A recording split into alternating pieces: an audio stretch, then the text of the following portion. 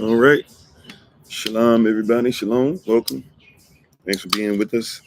Uh, May the words of my mouth and the meditation of my heart be acceptable in Yahweh's sight. He is our strength and our Redeemer. And it's in His name, which is His authority, that we pray, praise, proclaim, project, and protect this message. Amen. Amen.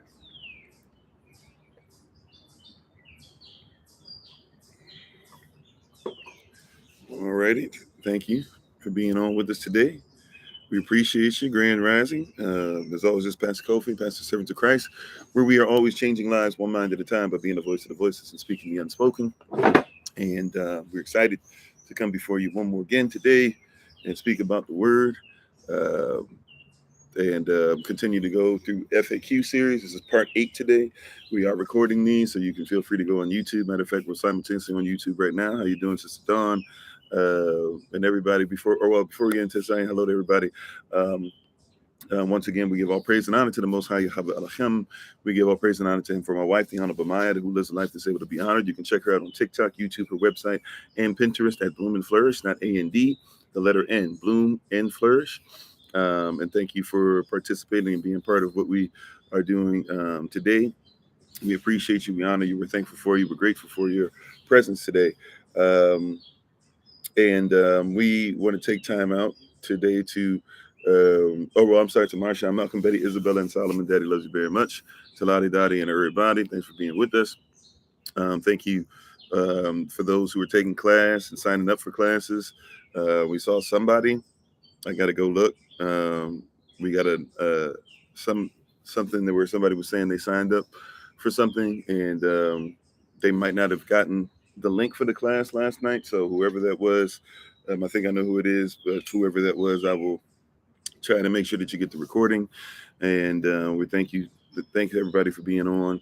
Don't forget tomorrow, amongst many other things, don't forget tomorrow we're going to fast 6:00 p.m. Eastern New York time tomorrow to 6:00 p.m. Eastern New York time on Thursday, looking for direction through times of transition. So join us for that. And in our virtual Omer box today, in our virtual Omer box today, we are going to uh, start off with basically, or we're going to put in today. We're going to put in discipline. Discipline is something that's necessary for us to be discipled, to be disciplined. Now, once again, for those who are asking, once again, the Omer box, same thing we did last year, but we did it for a shorter amount of time. This year, we're doing a little longer. Omer box is just something that it's a tradition that's been kept by Israel for a long time. People who are Hebrew Israelites do the same, keep this tradition. People who are just Yashvel, people who are converts even. Omer box is just kind of, long story short, something you can do in your own home if you want with an actual real one. People kind of just some people have even taken just shoe boxes. They dress it up real nice. They'll a lot of times put things in it for everyday children. Sometimes can come and take things out of it. Or what we're doing is the reverse, where we actually are putting something in it every day. And then when we get to June 5th, where we'll meet on Zoom for Shabbat, when we get to June 5th, that Sunday, we'll actually revisit everything that we've put in this virtual Omer box. And we'll actually, look at everything of what we've been talking about all the way from Sunday to June 5th. Technically, I'm late because technically, if we did the tradition the way that people do it, we should have actually probably started doing it the day after Passover, or at least the day after the Feast of Unleavened Bread. But if you like to make one for your own family, it's just something nice. Put in the things that you're thinking about, put in the songs. Maybe you're thinking about do something for your family where you guys see it. It's just something to remind you every day, leading from the 50 days after Passover, leading up to Shavuot, or leading up to what we call Pentecost, to be able to go into it. So thank you everybody for being on. And that's what we're putting in today is discipline. To remind you to stay disciplined, to stay on it, to keep on your grind. Some of you even taking the discipleship class. It'll start on Thursday. Discipline, being a student, being somebody who's willing to be under a teacher or teaching or the Most High or kingdom, under rules and regulations. Being sovereign, you must be disciplined, whatever it is. And so one thing that we're putting in as a reminder is to stay disciplined and to stay committed. Amen.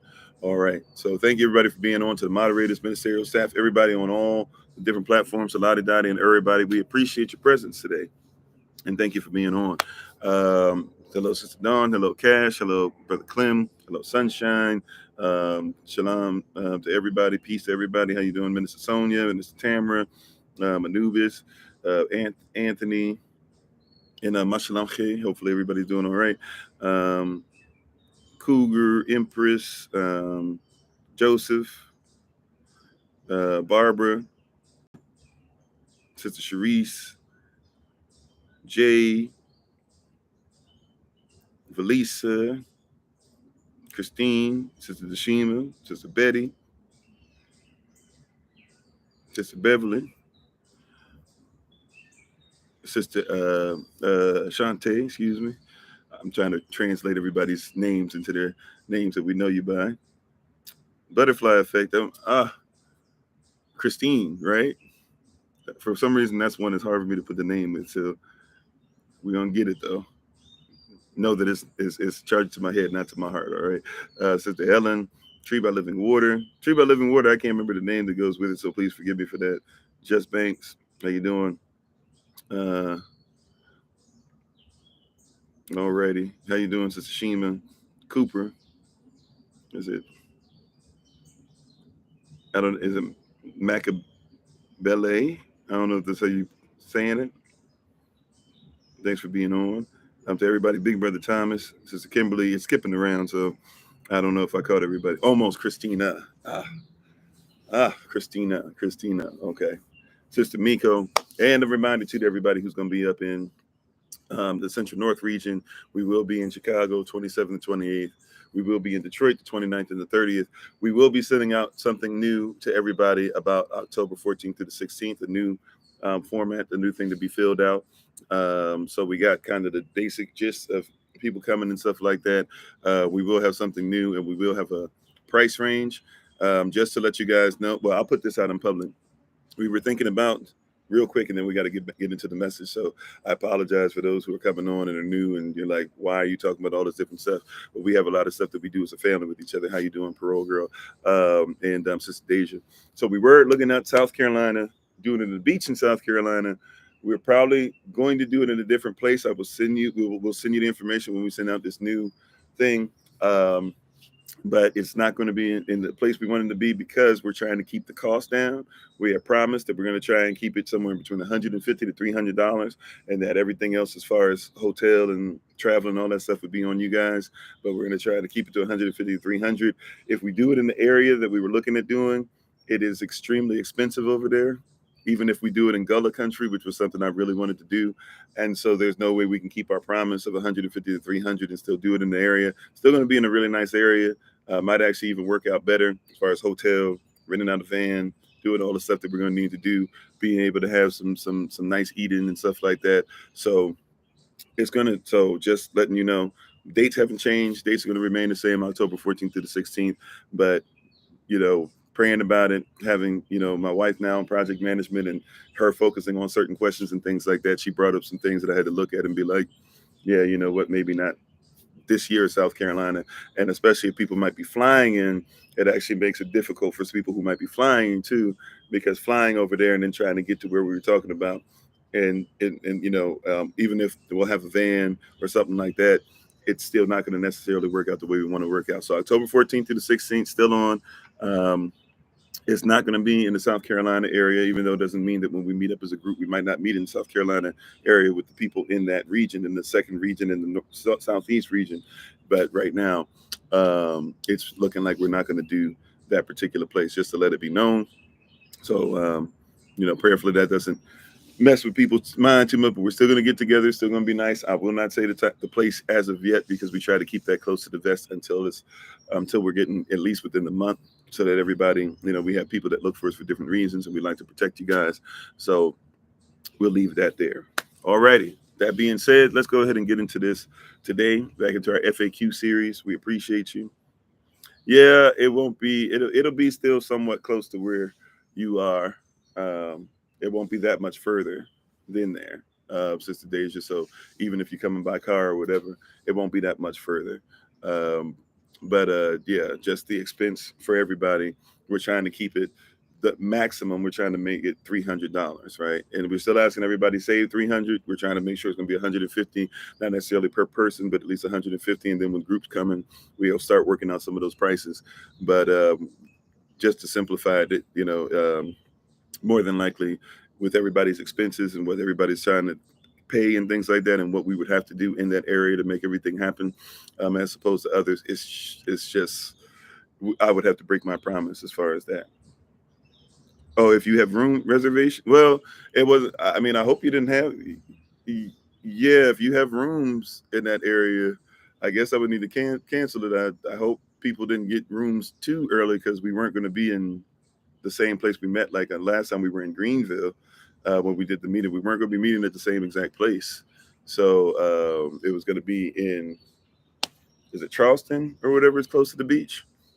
So prayerfully, prayerfully we weren't going to be in the same area. We were going to be towards the beach. But even in that, looking up hotel costs, looking up the costs. Also, really the main thing, if people want to spend a lot of money as far as hotels, that's fine. But everybody can't do the same thing. The main thing we were looking at is it going to be feasible as far as if somebody flies in, what does the travel look like to be able to get to where we are? There's really not um, it's really not going to be that easy to get to where we are if you fly in. Looking at the cost of like the event spaces, or even doing it at a hotel, and for the time period we're going to look at doing it, October 14th through the 16th, for whatever reason, it's off the charts. So that means that basically just for the event to just simply do like a room, make sure that we're eating, and make sure that we're going to have even though the baptism is going to be pretty easy, we're going to probably do it at the beach. But to do the room and all that stuff, and then possibly if we need to do a baptism somewhere else because of it being bad weather or something like that, um, it was going to be astronomical. Like it's going to go from 300 to like 500-600 or whatever per person or group or something like that, because of what they're charging for all day for some of the stuff. So just to make sure that everything's there, and also to make sure that we can keep focusing. We want to make enough of a profit so we can actually put it towards the land. If we don't hit October 1st, like being able to buy the land, we want to buy them in, we want to be able to use the event to say, okay, cool, we can at least go somewhere, negotiate, whatever, put down money if we need to, and then come right back with the rest of it, right after. That could be a possibility too. So we just want to go ahead and try and make sure. So I'm just giving you guys a heads up about the location. The dates are still the same. The price range is still going to be the same. Our goal is to get it as close to 150 a person as possible. So that's part of the reasoning, is just it is what it is. And a lot of it too, if you don't know about it, and I'm getting way outside of FAQ today, so we're going to kind of come back to it. But just to let you know, give one more thing, and then we'll get into today's word and question for the day, and frequently asked questions, and part 8. Um, One of the things too that I knew, but I didn't really think about it until we started going through it, is because people are trying to buy Gullah Geechee land, and a lot of Gullah Geechee people have kind of betrayed their people and betrayed people there. It's like Gullah Geechee land is not really owned by one person. It's kind of like a whole bunch of families will own big land, big plots of land. Excuse me. And so what happens is, what's been happening over years now is a lot of people who are Gullah Geechee, but really never lived there or haven't lived there since they were little children, and they want to make a bunch of money. A lot of people are trying to buy the property over there, for our people. And so they want to turn it, into resorts and golf courses, and, kind of price out everybody. And so basically, like, there's not really, everything's going up because a lot of people who aren't there, just because they're Gullah Geechee, even though they don't live there, they have the right to be able to try and sell the land to somebody else because it's owned by a bunch of people. And if one person wants to sell, kind of the way it is in the culture, everybody kind of got to agree to a certain extent. So a lot of land has actually been getting bought up, and they're turning into things that are super expensive. So I didn't even think about that really, because I was just like, oh, it's gonna be cool for us to go there. We can have a day where we out in Gullah Geechee culture, and we can talk to fam, and we can do this. And it's just like it's just gonna be really expensive. So for me to keep my word, um, as far as the pricing, as much as I've really wanted to go over that area, It's just not. Um, it's just not worth it. It's just not worth it. Like financially, even if we did it, even if everybody could pay for it, it's still gonna be something where it's like, uh, even if we were willing to pay for it, everybody was, we still might not even make any profit. It might just be like, oof, we barely made it into the black. We made a couple $100. Cool, let's call it let's call it a win. Let's keep it moving. So yeah, you said not B&B. Yeah, yeah, well, we're coming up to Detroit. So once again, we're coming up to, uh where are we talking about? We're going to Chicago the 27th to the 28th. We'll be in Chicago the 27th, 28th. We'll be in Detroit the 29th to 30th. We'll be meeting for sure somewhere nice to be able to hang out with each other on the 30th. The 29th, we probably can meet with people, but it'll be late at night. We won't be getting from Chicago to Detroit until um, like probably 8 p.m. or so. But if you want to say hello that night, we can say quick hellos and spend a couple hours or something like that together. And if you guys want to come out early, even to where I'm gonna be at in the D, then you can be participate in the live or listen to the live or whatever the case might be, for a few hours before we then meet up around, I think, 1 o'clock in the D. 12 o'clock. 12. Well, it'll be 1 o'clock Central, 2 o'clock p.m. Eastern. But and we got a few people coming there, so you got a couple options. Um, as far as that, get us your information. If we don't have your information, look on our if you're on YouTube, if you're on the podcast, all you gotta do is look in the description box to be able to get in touch with us. By the way, on YouTube, finally, if you look at the YouTube videos, if you're somebody who wants to be part of SOC, or you have questions, comments, concerns, things like that, we have the link in the description. So for every video, I'm gonna try my best to make sure that we copy and paste. So every live video that we do, and every video that remains stored, all you got to do is just look in the links in the description box now, and you can even fill out our SOC questionnaire, so we can make sure we got your info and everything and get back in touch with you. But if you're on TikTok, go where it says website on TikTok, on the main TikTok page, and just simply look where it says website. As soon as you click on that, that's the link tree. Look on there. Information for classes that are on there now. The classes that just started yesterday. Be going for the next couple months for the second semester. Just click on that. It literally says second semester 2022. You can look for different ways to be able to help us, get in contact with us. The website info's on there as well, so you can contact us. All that stuff is on there. So please, ma'am, even if you were to sign up for a class, there's a place where we say ask you for your name, number, email. Even if you won't give your number, you can at least give your email, whatever. And even if you said no to everything else, at least we have your information, right? So let us know, or just simply get in contact with us. You can direct message us, whatever the case might be, and let us know, and we'll be able to give you the information. Matter of fact, we'll be able to give you the my wife has an itinerary typed up, so project management is getting better, and because I've given it to my wife and a couple other sisters behind the scenes that are helping us and blessing us with things, right? So, so feel free to do that. Alrighty. Great Horizon to everybody, and Shalom. Once again, we appreciate everybody for being on. Thank you for your patience through that. Feel free to be able to put whatever questions that you may have or whatever, put it in the Q&A box, just in case I don't get to it or whatever. And we'll get into today's message. So thank you for being on. We're in the midst of a series called FAQ, frequently asked questions.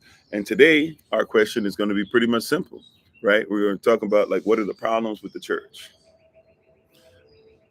So this isn't coming out of the book. Now, we have been using a book called I'm Glad You Asked by Dr. Ken Boa, and I can't remember the other person's name, Dr. Ken Boa and Larry Moody. It's called I'm Glad You Asked. And we've been using that as a guide for some of this stuff. And there's a little bit of talk about this in the book. However, we're using the book as a guide, but we're still using culture as the ultimate guide, right? And so in this book, and how you doing, Shalom, Minister Nice? It deals with a lot of different things apologetically, and that's what we're doing. People have questions, comments, concerns. What do we believe, etc. And so we actually have, this is part 8. You can go to our YouTube. Well, hold on. Yeah, this is part 8. You can go to our YouTube channel. There's a bunch of playlists we have on there, but you can also look on for the playlist specifically that says FAQ and look it up. You can see all the parts that came before this and be able to get some of that. So if I say, hey, you know, when there's the class has already started on Monday, Sister Nakia, but you can join up. And if you need to have a, um, if you need to have a form sent to you or whatever, so we know which classes you want to take, let us know. But so yeah, so we're dealing with FAQ today, and once again, we're talking about problems with the church, and that's a huge thing. That's a huge issue. It's something that causes a lot of infighting. It's a reason why a lot of us who are going down this new, if you will, journey, even though it's ancient, but this new way of looking at things for our personal lives. It's a reason why a lot of us are having issues with people in our family, with society, with people who are saying, "Hey, you know, you're not doing this, that, or whatever." Once again, if you want to join a class, just simply go. If you're on TikTok right now, take a break. And I appreciate the questions, right? We got to get into the stuff. So I'll try to say it a few times within talking. All right. But once again, last time for a little bit, if you're on TikTok, if you're on YouTube or the podcast, just simply look in the information that goes with the video or the episode. If you're on TikTok, take a break real quick, go to our main TikTok page, click on where it says website. You'll see something that says second semester 2022. It has the curriculum for each class. And then if you like some of the classes or whatever, when you get the information, then go up, I think it's to the top of that form that you'll be on, and click on that. It'll talk about a form you can fill out, right? Click on that form you can fill out. Once you fill that out, we'll be able to get you information and stuff like that on the class. It has information about donations, ways that you can go ahead and donate, all those different things. It has all that in there with it. Okay, no problem, no problem. I was just saying, I know I saw the name, I didn't recognize the name, so I figured you're just coming on, or I didn't recognize the name as being on that long, so no problem. All right, and so all that stuff is on there. Okay, cool. So going into frequently asked questions today, and we'll bring it up maybe two more times before we take our leave for today. But going into this, we're talking about problems with church. Okay, problems with the church. Problems with what? Problems with the church. Problems with what? Problems with the church. Right? There's a lot of stuff that's happening. And if we be honest, once again, as we talked about yesterday, we talked about evil, we act like things don't exist. And since we act like things do not exist, right? When we act like things do not exist, what happens is that we never deal with them. I mean, it seems simple, however, it's become a profound problem. There's an elephant in the room, it smells, it's putting holes in the floor, the foundation is cracking, right? We can't do things we need to do as a society, right? But we're acting like the elephant's not there. I mean, people are calling and complaining, and police officers are trying to get you to remove the elephant from the property, but you're not even moving, right? And we're having the same issue in the church, just like we're having the issue in society. How you doing, Shabbos? Right? Just like we're having the issues in society, right? And it can affect your body. Yep. So just like we're having these issues with society and different things like that, we're also having issues with church. And so many people, including many of us that are on here now, have the experience to where, whether it's because of church hurt or just because you was never raised in it, you tried to go and you realized something wasn't right. Just, or whether it's, like you've been there long enough, and even though it's like family, friends, you've been there going your whole life, you were this super Christian, you were this super Seventh-day Adventist, you were this super Baptist, a super Methodist, a super Kojic, whatever you were, like something's not making sense. And when you start asking questions, sometimes the questions are being told just because, or right, the answer is just because of this or that or whatever, right? And we're not dealing with that elephant in the room. I'm on Minister Sin. So since we're having these issues pop up, a lot of people have long since left, right? Including myself, even though I wasn't born and raised in it, but started going, tried to be a Christian, realized kingdom was more important than Christianity, realized kingdom therefore comes with law and rules and regulations, realized who Israel is, a lot of different things. And it caused me to say, you know what? And I was still helping out churches for years. That was the only reason why I was still going. I was helping them out, especially like I had friends that were pastors that needed help to be able to start things like that. So, okay, I'll do this. I help people to come in. I'll help you to get some youth in. But if I come in, I started still having issues because I was like, well, if I come in, I'm not straying away from Yahweh. You know, I'm not going to stop saying Yashva, right? You know, I'm going to like teach people what this stuff is. You know, I'm not going to shy away to these young people that are coming in and asking about the color of Jesus, etc. Right? Um, like, why? I'm not going to stop, doing those things. But eventually got to a point where it was like there was so much cognitive dissonance and so many things that my family and I were dealing with that we just finally said we got to, cut it. And it was actually difficult at the end, more so just because I had love for the people, but I had to do what was righteous, And so, what is the problem with the church? That's really one of the biggest questions that we have, and one of the things that pop up all the time. And we wanted to go through some of those things. So, frequently asked questions, problems with the church, things like that. Real quick on the empath question before we dive deep, because by the time we dive deep, Minister Psalm, be honest, I don't know if I'm gonna remember. So, um, empaths, yes. People have all these new terms that come out. Yeah, I'm an empath. Well, yeah, you're somebody that's able to discern.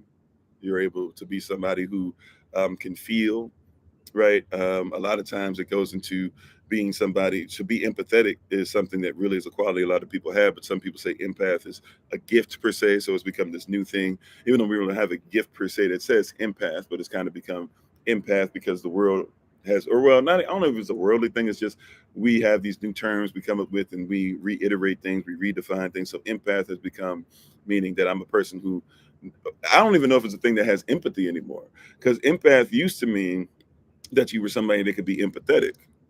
So I feel, I'm able to listen to what you are. When you tell me your story, I'm able to put myself in your position. I'm able to feel. Now empath has kind of become, oh, I just feel what you feel. And some people who say they're empaths are like, that's why I can't be around people. Because if I can't be around people because I'm gonna be feeling what they feel, it's gonna mess me up. And it's like, yeah, but an empath is supposed to be somebody who's empathetic. So why would you not do that? Cover yourself in prayer, do certain things. But yeah, so an empath is a real person. People have called me an empath. Sometimes I've labeled myself as such so people will comprehend what I'm talking about. Because I'm somebody who has to protect his heart, because I will go the extra mile for people because I feel what they're feeling, even if that person's not willing to move, right? And I had to stop doing that to that extent to where I'm hurting myself and my family because I'm trying to make sure other people are feeling all right. But yeah, is there such thing as somebody feels? It really usually goes more into the gift of discernment. You know, you're able to discern certain things. Your spirit's able to discern certain things. You're able to. It can sometimes even come from a place of the gift of pastoring. Remember, there's a difference between the gift and the office. So there can be a gift of pastoring where you're not a pastor by title, but you are somebody who sets up environments. And so you set up environments where people can come in and say things and you can discern what they're saying, because we can have multiple gifts going on, even if it's not our main gifts too, by the way. Just because you don't have, just because discernment's not your main gift, you might speak in tongues, but discernment is also one of your gifts. So it's like you can be using different gifts that go and flow different ways. You can speak in tongues, be able to get something that edifies self, but then by getting that, it's building you up for the day, so that when somebody comes in and you need to be an empath, or somebody who's a in this discernment, you actually are built up to be able to have a tolerance for some of the thing that comes on, right?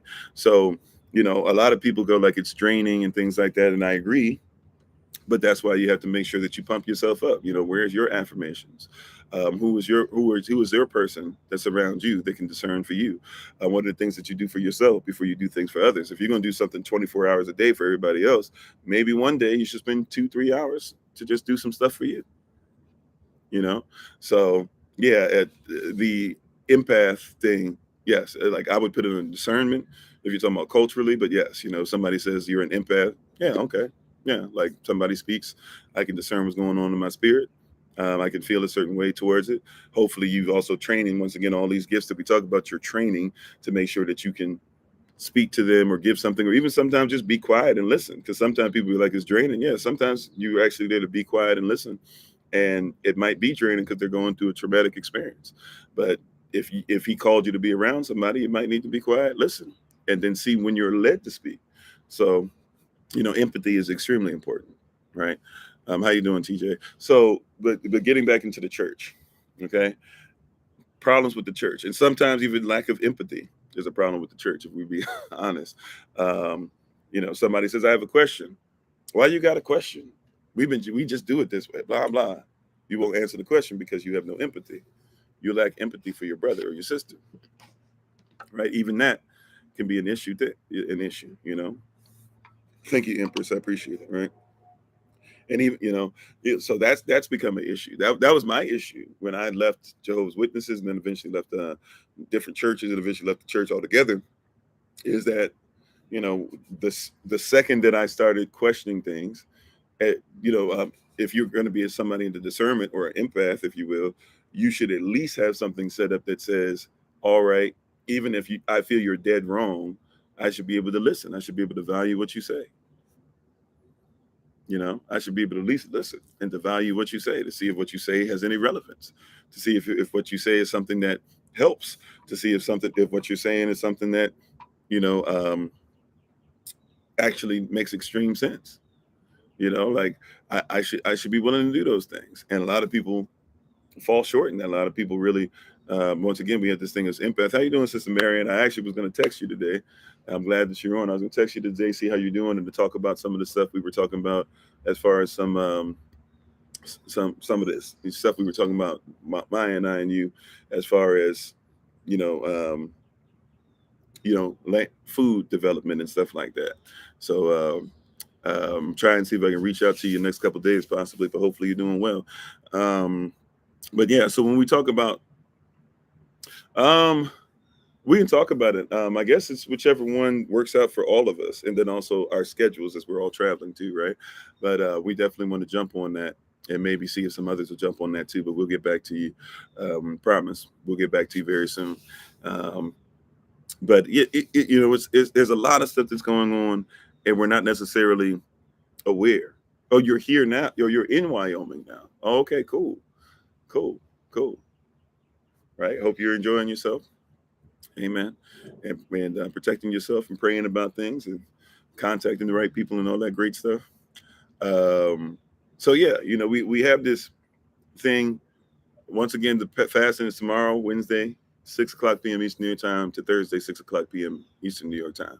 So when it comes to the church, we have a lot of people that are not empathetic, right? We have a lot of people that are not empathetic, and and we lack the ability to actually see what somebody's going through. That's a huge issue, is that we have gotten so great at the aesthetic of church, right? We've gotten really we become exceptional at the aesthetic of church, and we've forgotten about the service of church. Have you ever thought about that? That it's supposed to be a service. When you go on a Sunday, it's supposed to be church service. No problem, Minister Nice, right? It's supposed to be church service, but we're really good at having church circus and not church service. And the reason why I say circus is, remember, the word church really comes from the same root word and everything that the word circus comes from. Church is not what you think it is. Church was something written into the Bible. The word church, matter of fact, the sound ch is not even an Alpha or ancient Hebrew sound.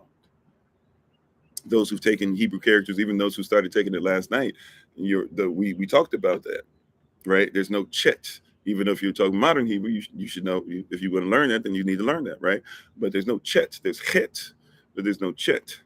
Ch is not even our sound. So how can there be a church if we'd even never had a ch sound? It's because when other people started putting their gods, goddesses, deities, and pagan theology, Norse theology, etc., into these things, we started having these things compounded and put on, just like firmament was added on, just like God was added in instead of Elohim, just like Jesus or Yesus or Yesu was put in instead of Yashvai. You have church is not an original thing. That's why in a King James version, at least the older King James version, 1611 King James version, I think follows the same suit. You'll only find the word church in there 2 times. Because it was written in 2 times. It didn't exist.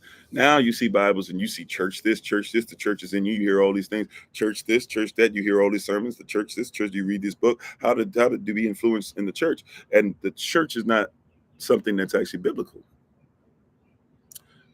That messes with a lot of people.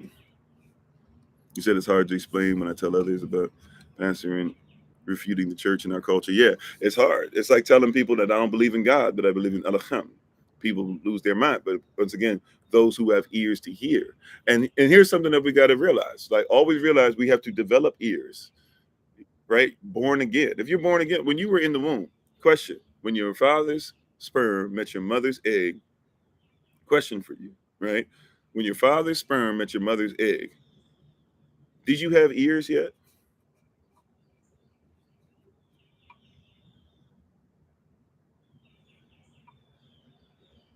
We'll get into that a little bit in a little bit, Christina, for sure. We're going to naturally get into that. I promise we'll get to that, right?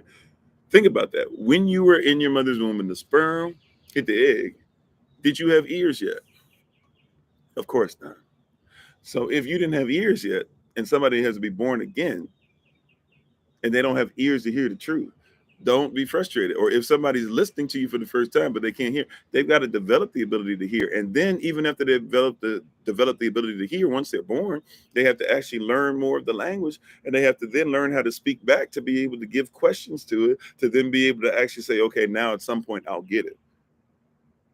So church etiquette is something that people were born into, but they got to be born again. You hear what I'm saying? You got to develop, just like you've got to develop the ability to see. Baby comes out, the baby actually can see fine in the womb, in the dark, right? You 0 dark 30 in the womb, you're able to see everything. All of a sudden, you get introduced to light. And what happens is at first, the baby, it's blurry. Like one of the worst things we do to babies when they're born, especially if they're born in the hospital, right, is that they come out and they immediately see light, and it hurts their eyes because all they've seen is darkness. Light hurts when you first see it. Uh-oh. Right? Light hurts when you first see it. Light is not fun. When you wake up in the rising, and if somebody comes in and they immediately turn on the light, it's not fun, is it? Right? Yeah, man. Enlightenment, information. Light hurts when you first see it. When some of us, maybe some people act like they never went through this, and maybe you didn't. Praise y'all if you never did. A lot of us, when we came into the knowledge of ourselves, including the knowledge of ourselves as far as a people, we're talking about being Afrocentric, Yashadel, being indigenous, etc. When you came into the knowledge of who you were and started realizing you have been fed a lie your whole life, it hurt. Like light hurts. Truth hurts at first. When somebody turns on the light and you got to wake up, be woke. When you're waking up to light, it hurts at first. If it's all of a sudden, if it's all of a sudden, it hurts.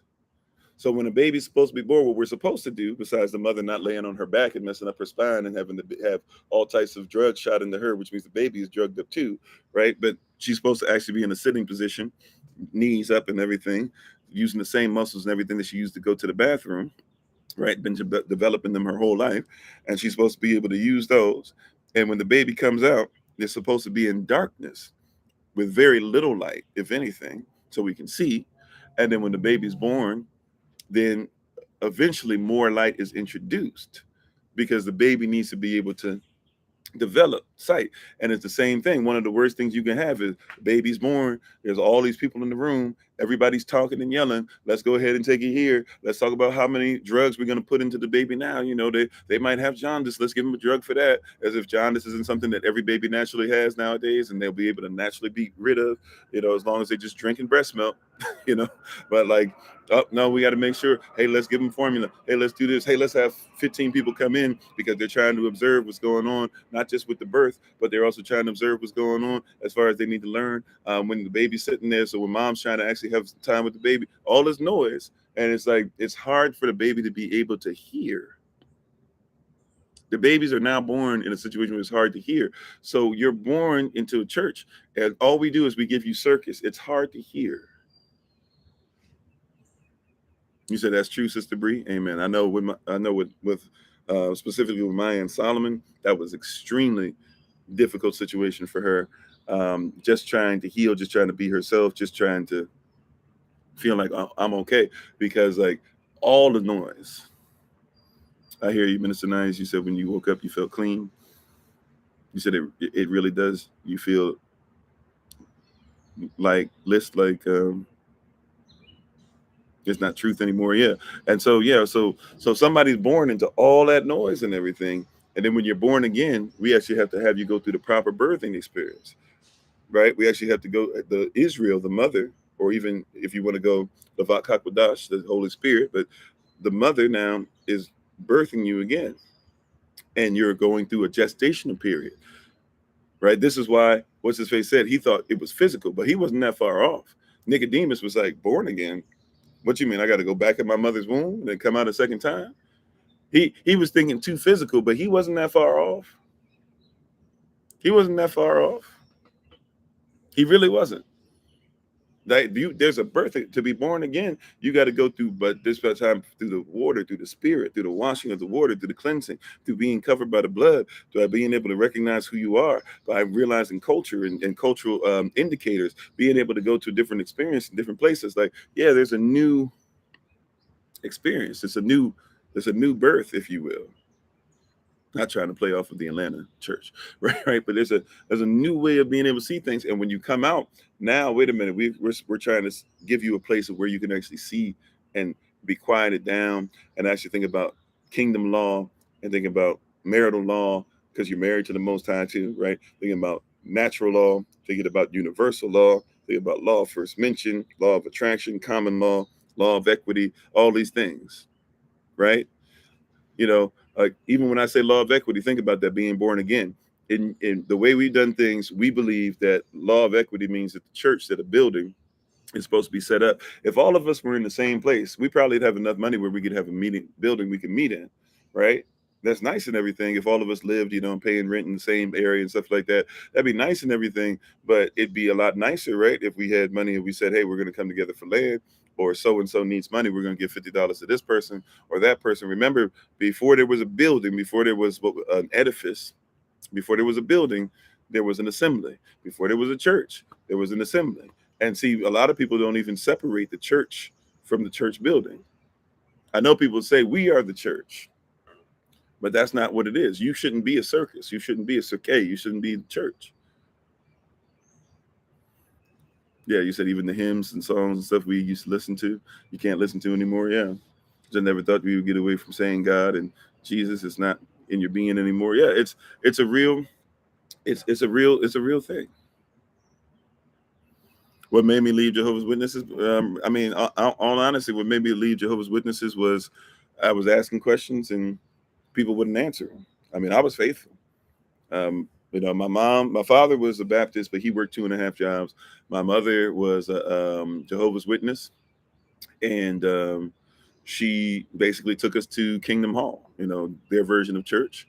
Said a lot of stuff wrong if you study about Russellites and how they got to eventually go into becoming Jehovah's Witnesses, and even what that green vine, what is it, inside of the scriptures or whatever it's called. But I mean, 4 years old, I was going door to door with grown men. They were my elders, father type figures, besides my father at home. At 6 years old, she was helping me to develop sermons and stuff, and I was preaching. Um, you know, I wanted nothing more than to one day just be an elder and give the word and help a whole bunch of people to realize the truth. And but I got to a certain age, teenage, preteens and teenage years, I started asking questions. Nobody would give me the answers, and I kind of got told to shut up. It didn't really sit well with me, and I didn't realize how powerful this was until I got to be older. But my mother actually was like, if this isn't for you, it's not for you. And I think I was kind of wilding out at the time too. So I don't think she tried to have some of the elders talk to me and stuff, but at the end she was like, look, I trained you how to study and do this. And so do what you do. After that, I became agnostic. From there, I studied a bunch of stuff. I was traveling too simultaneously. Once I got in the military, I joined the military at 17. About 19, 20 or so, I kind of started coming back to the Bible. Somebody kind of forced me to go to church. I started playing music in the church, really didn't care about church that much. But the more I listened, and I started saying, no, I don't think that's right, because the Bible actually said blah, blah, blah.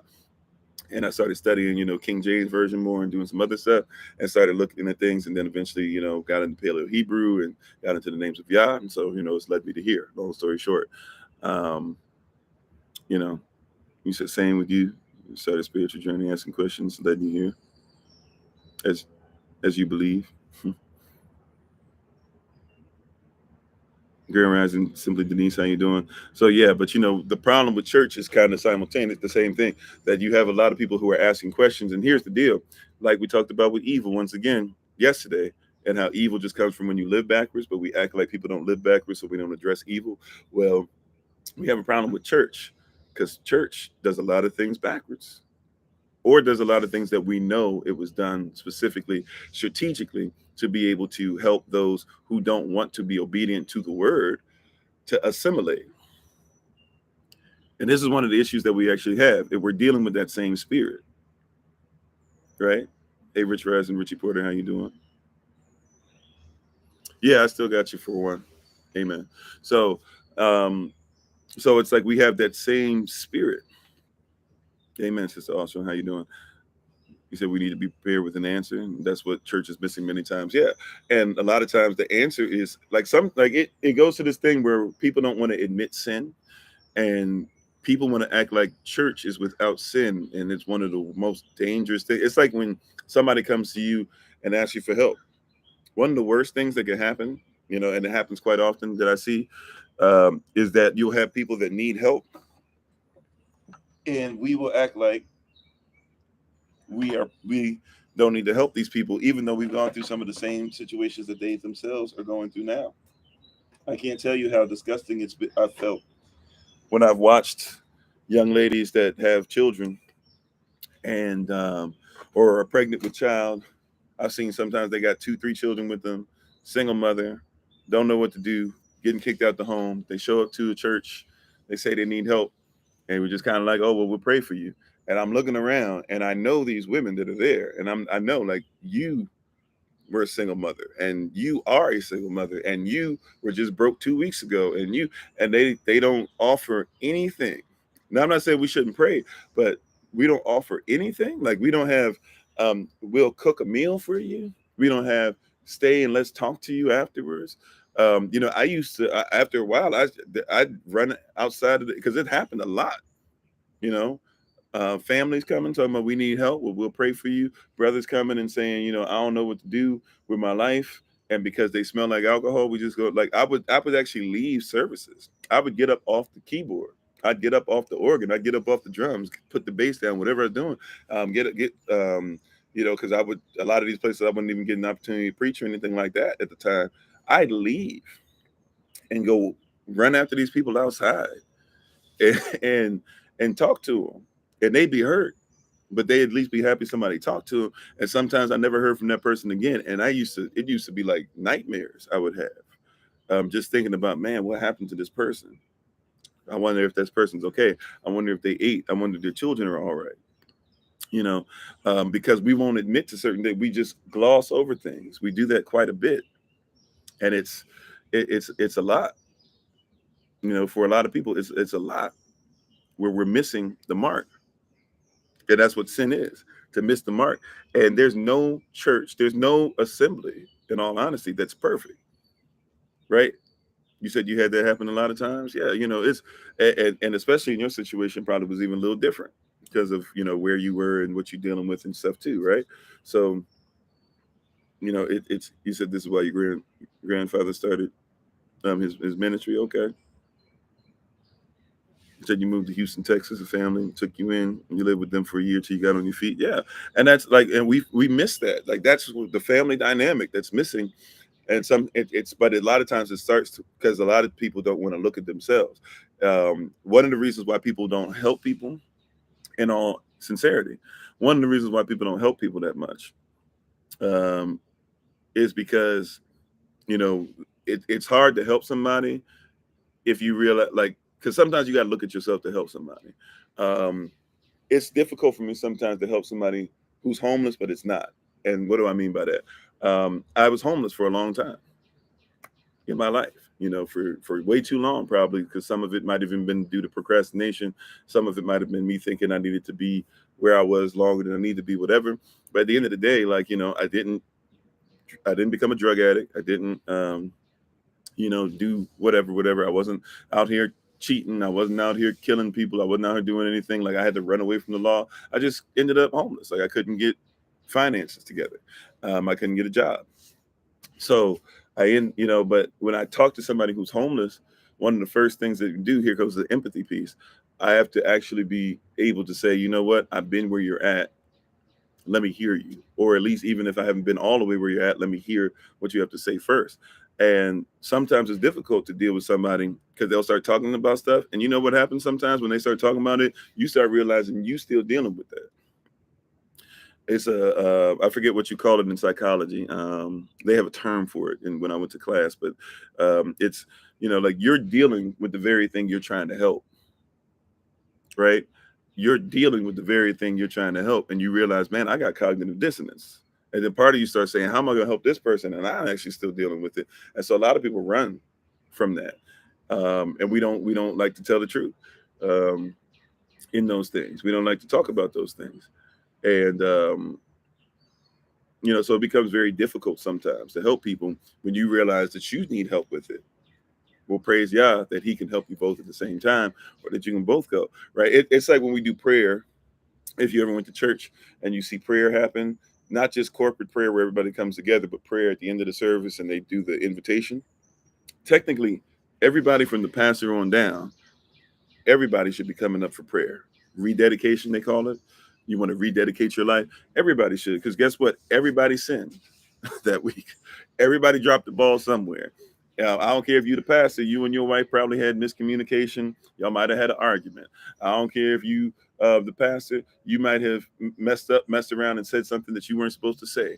I don't care if you on the ministerial staff, you might have watched something you weren't supposed to watch. You know how many men and women who are preachers are sitting up there dealing with thoughts, even if they're not dabbling in it, thoughts of lust, pornography, homosexuality. Like everybody in that piece got something. And none of y'all special in this as far as that. Everybody should be coming up. But guess what? What I found is that um, I started doing the tradition, which is, oh, don't come up unless it's something where everybody knows about it, or it's something that you really, really, dealing with, because everybody looks at you as bad when you come up for prayer. Like, think of the mindset. Oh, amen, Sister Marion. Amen. Right? Think of the mindset that we have. You said some people are users and have issues beyond help we can give. That could be true too. That's why discernment comes in. you know, you have the ability to discern, right? But think about how many people um, are out there and have imperfection and will not admit it. This is one of the biggest issues. I'm glad that we talked about that yesterday with evil, because now you put these two together, you can see like evil can flow in the church if people are living backwards and you won't address it, right? And so now the church is dealing with evil. How you doing, Sister Deborah? Yeah, I'm sorry, Joanna, Atua, um, or Daniel, Sister Beverly. How's everybody doing? Is I don't know.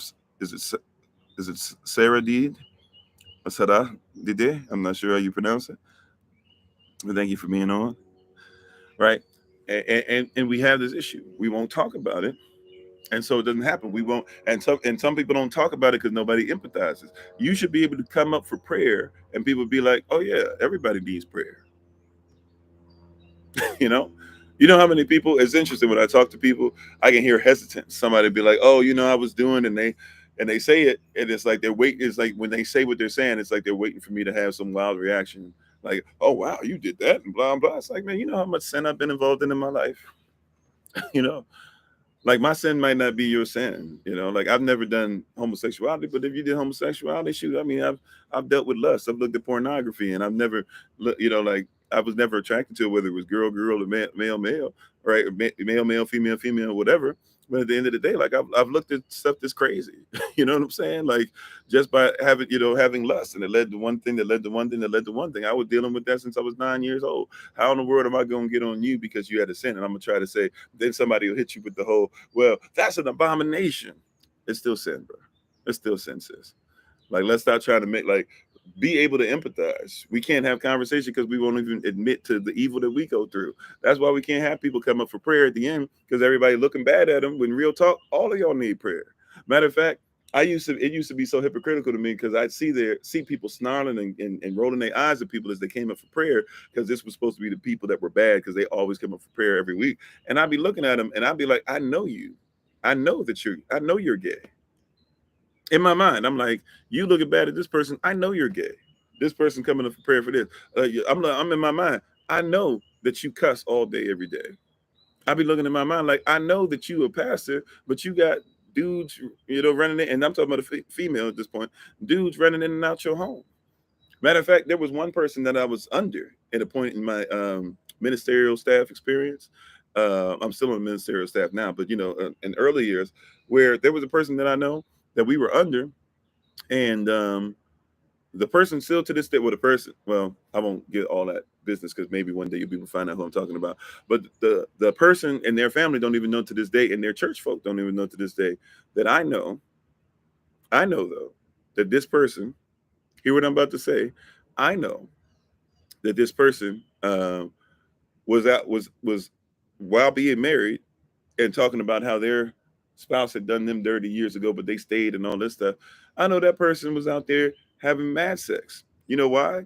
Because a lot of men, I don't know if women get this stuff, but a lot of men, they send us a lot of stuff. It usually goes straight to your spam, and you'll get like a lot of stuff, especially because they look through your history, right? So, there was a time, once again, I was in the pornography heavy, but like, even though I hadn't been into it for years, I get a lot of stuff that would be from these dating sites, and they'd be the hookup sites. Let's we just coming together only for sex and that's it, right? Keep it a secret type places. And guess what happened one day? Because they check your email and they got your information. You better be careful. Darkness comes to light. The person that I was under, this woman that we were under, who was supposed to be married and talking about how pious she was and all this stuff. Guess what? One day I get an email talking about, call into this site or go to this website and meet all these girls, blah, blah, right?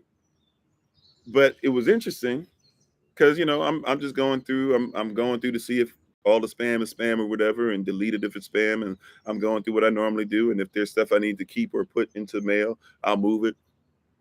And this person's picture is on this thing. I didn't know what it was, but it said this person's name was on the thing. I didn't know what it was. So, but I'm like, it's weird because it seems like it's a spam thing, but it's got this person's name. So then I open it up, and sure enough, this person is actually somebody who's tried to hook up with me online, or at least that's what the site is saying. Who knows? They might have just used your face to try and get me to go on there. But more than likely, that's a heavy coincidence. And she was going with somebody else who I had to get from under recently before that, right? There was a spirit following me around, and I had to get purified for the person I was talking to the other day. Y'all know this is what I'm talking about, even deeper than what we talked about. And I had to purify myself because there was a spirit hanging around. But I'm saying all that to say, like, this is somebody who's supposed to be over a bunch of different pastors. I just came from another pastor. This pastor was underneath this person, and they in there doing all types of stuff with each other. So who knows? But these people, when somebody would come in for prayer, not only are they snarling at everybody, but think about this. When they come in for prayer, that person is the person that's praying over that person. That person who is legit trying to see about behind the scenes activity is the person that was praying over me and trying to pray over my family. And then I'm trying to figure out, why am I having these issues coming back to my mind and stuff? Because there's a connection there that we didn't need to have. We don't want to admit to it though, but there's a lot of stuff. So no wonder people are leaving in droves. No wonder they're leaving in crowds. No wonder people are saying, I'd rather be anywhere else than here. We're not willing to talk about these things, but this is real stuff, right? I'm telling you, as a minister of music, if you want to talk about one of the places where you're gonna find lust issues, look in the praise team, look in the band, look in the choirs.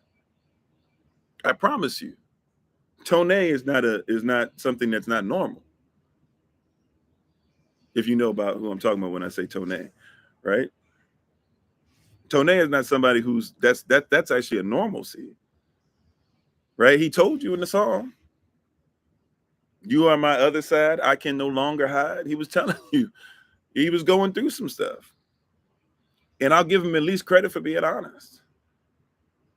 But we lack compassion, as Denise said. We lack compassion, and we're not willing to look at those things, and we're not willing to talk about, like, yeah, these things are here, and we need to have conversation about it. We've forgotten the service. We're into the circus. If I was preaching a sermon, I would just stick on that for a minute, because we're into the circus. We're not into the service.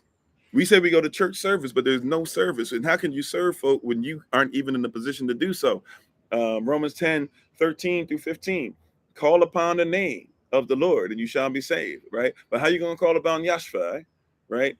If you don't believe, how you going to believe if you haven't heard? How you going to hear it if it's not preached? But how it's going to be preached properly if the preacher is not sent? Is the preacher sent because they sent it, or is the preacher sent because they're at least trying to get it together? You said we are imperfect beings, but we are part of the sacred as all life is another place. Okay.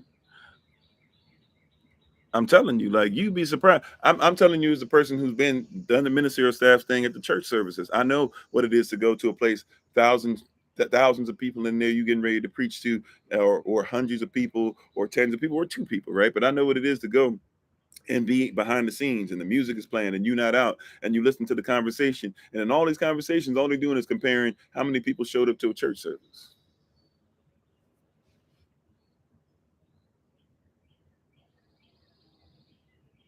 You said I didn't have to investigate. You know, like, these are things that are going on. And this happens quite often because people won't address sin. We don't address evil. We act like it doesn't exist. We talk all the time about people say they don't see color. Well, church folk don't see sin. That's the problem. It's not about service. It's about circus. It's not about service. It's about circus. Serving. This is why we got into this. Supposedly, right? Supposedly, we want to serve. Okay, you want to serve? Well, let's make it about service. I want to serve. Make it about service then, not circus. You said now it comes to mind the real misinformation in the closed gathering. Service without spirit equals actors. hmm I'm very concerned about those who left the church and now bringing those same issues to the assembly. Yeah, and that's why we talk about this every day, right? The first shall be last, the last will be first. Yep. It's about service. When you came into it's about service. Now, how do you serve somebody correctly if you only do circus? Right? How do you serve somebody correctly if you're more concerned about the circus? It's a culture. Like anything else, church comes with a culture. We're so concerned about, like, watch this. Why do you think, right? Why do you think it is? Let's have some conversation, fam. Why do you think it is that somebody is willing? Hear what I'm about to say. Why do you think it is that somebody's willing to defend something that they know is wrong? If it's about service and not circus, right? How you doing, Dr. Hall? If it's about service and not circus, why do you think people will keep defending things they know not to be true? You said you're teaching a ladies class on Psalms. There were only 3 in attendance, but we had some wonderful CD. Okay. Right. Because it's part of it, because they're part of it, because it benefits them. Right. But also too, it's just, watch this. It's about the circus. It's not about the service. It's about the circus. What? Like, look, churches are not built. That's why it's called church. That's why it's called cirque. That's why it's called circus. People don't know that they changed the name of it. It was not called an assembly. Is different than a church. You don't have to like it's about you pay your way in, you get a ticket, and you get to see the elephants, you get to see the horses, you get to see all that. And the second that somebody says, well, what does this have to do with Elohim, is the second that somebody gets upset, because it's not about him. See, look, people like, this is why you'll hear somebody say, oh man, he's teaching right now, he's a great teacher. But then I start talking like this, and I say hallelujah, and I start to give you a song to make sure that you comprehend that I'm really passionate about what I'm saying. You hear many times that I'm saying, and then somebody says, oh, he preaching now. I was preaching before. You're not about serve though. You're about circus. You've been taught that the circus is more important than the service. And when we start saying the service part is more important, Then all of a sudden it breaks down. Now people are upset, right? And we sprinkle some Jesus on it, right? You hear what I'm saying? Like, that's real. Like, if I go to certain places, the Most High has spoken to me in the Holy Spirit. It's only happened a couple times, maybe 3 times tops, like in my preaching experience, where if I go to an assembly, the Most High has told me they're not going to hear you unless you hoop. So he'll have me hoop it first to get everybody's attention, and then I calm it down and I teach the rest of the time, because there are people that have been so programmed to have to get circus before service that they will legit not hear me unless I give them something circus. You said your question the pastor when asked why you didn't get the Holy Ghost. He said it jumps over people. I mean, there you go, right? But it's about circus, right? And we've been taught that the emotional experience is more important than the actual, or not even emotion, because emotions are real. But we've been taught that to get the endorphins flowing is more important than to actually live in the truth. You know, there are people who come, and I'm not talking about here, right? I'm talking about when we were meeting in person. And, you know, I've always had music as part of what I do because I'm a musician. But I've had people be like, man, you know what? You guys are doing, you know, a lot better now, and the music is there. We got to make sure the music is right. We got to make sure the music is going. The music got to go hard. We got to have some rappers in here. We got to have some praise team. We got to make sure we do some choir stuff every once in a while. Make sure that we do, hey, man, we'll pay. You got to know any drummers, you know, this person, you know, that person, because they were more concerned about the circus. I'm not saying music isn't valuable, right? Music is extremely valuable. Music is about praise. It's about worship, right? Judah, I'm Judah. Like, you can't talk about the Most High and not have some kind of praise. I get it. You said not all churches are circuses. I mean, sure. I'm telling you what the word church means. If you look up what the word church means, church does not mean ecclesia, right? Church does not mean helith, or I'm sorry, what is hum. Church means circus. It's got the same root word. That's what I'm talking about. So that word was written into the Bible. That's what I'm talking about. So when you say all churches aren't circuses, okay, maybe not all assemblies come together and do the same thing. But I'm telling you, if you go to a place with the word church in it, then guess what that word means, is my point. And so what I'm saying is we have a lot of stuff where it's about the circus. Or, by the way, not all circuses look the same either. But I'm not here to try and say if you go to church, you're automatically an evil person. I don't have a heaven or hell to put anybody in. What I'm trying to tell you is if we just actually look at what words mean, right, you're dealing with a circus, right? If you want to look at the other word, the original word, the Hebrew word, you have to deal with the word kodasham, and the original word for pastor is koheleth. You put the two together, it's assembler, and assembly. So a pastor is just somebody who's supposed to assemble the assembly, right? Those terms that we use now, that's what it actually is. If you look up in the Greek, you're looking at ecclesia. That's where you get Ecclesiastes from. So even in the Greek, you're talking about ecclesia. Ecclesia. Ecclesia does not sound like cirque, does it? Because cirque came from something else. Now, if you look at cirque and church and all that, you'll also have to start looking at worship of gods, of the sun, either the sun god or the daughters of the sun. So when you put those together, you'll see why it's moved to Sunday. The Roman Catholic Church told you that they were supposed to keep it on Sabbath, but they said they moved it to Sunday so they could worship the sun. Right? Sunday is the day of worshiping the sun. Right? Monday is the day of worshiping the moon. Tuesday is the day of worshiping the deist or the god of war. Wednesday is the day of worshiping Odin.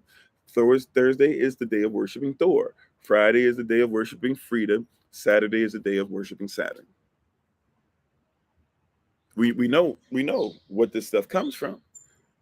And it's not even something hidden. You see what I'm saying? So the question then becomes, why is it, again, that we will defend stuff that we know to be wrong? Now, maybe we don't know.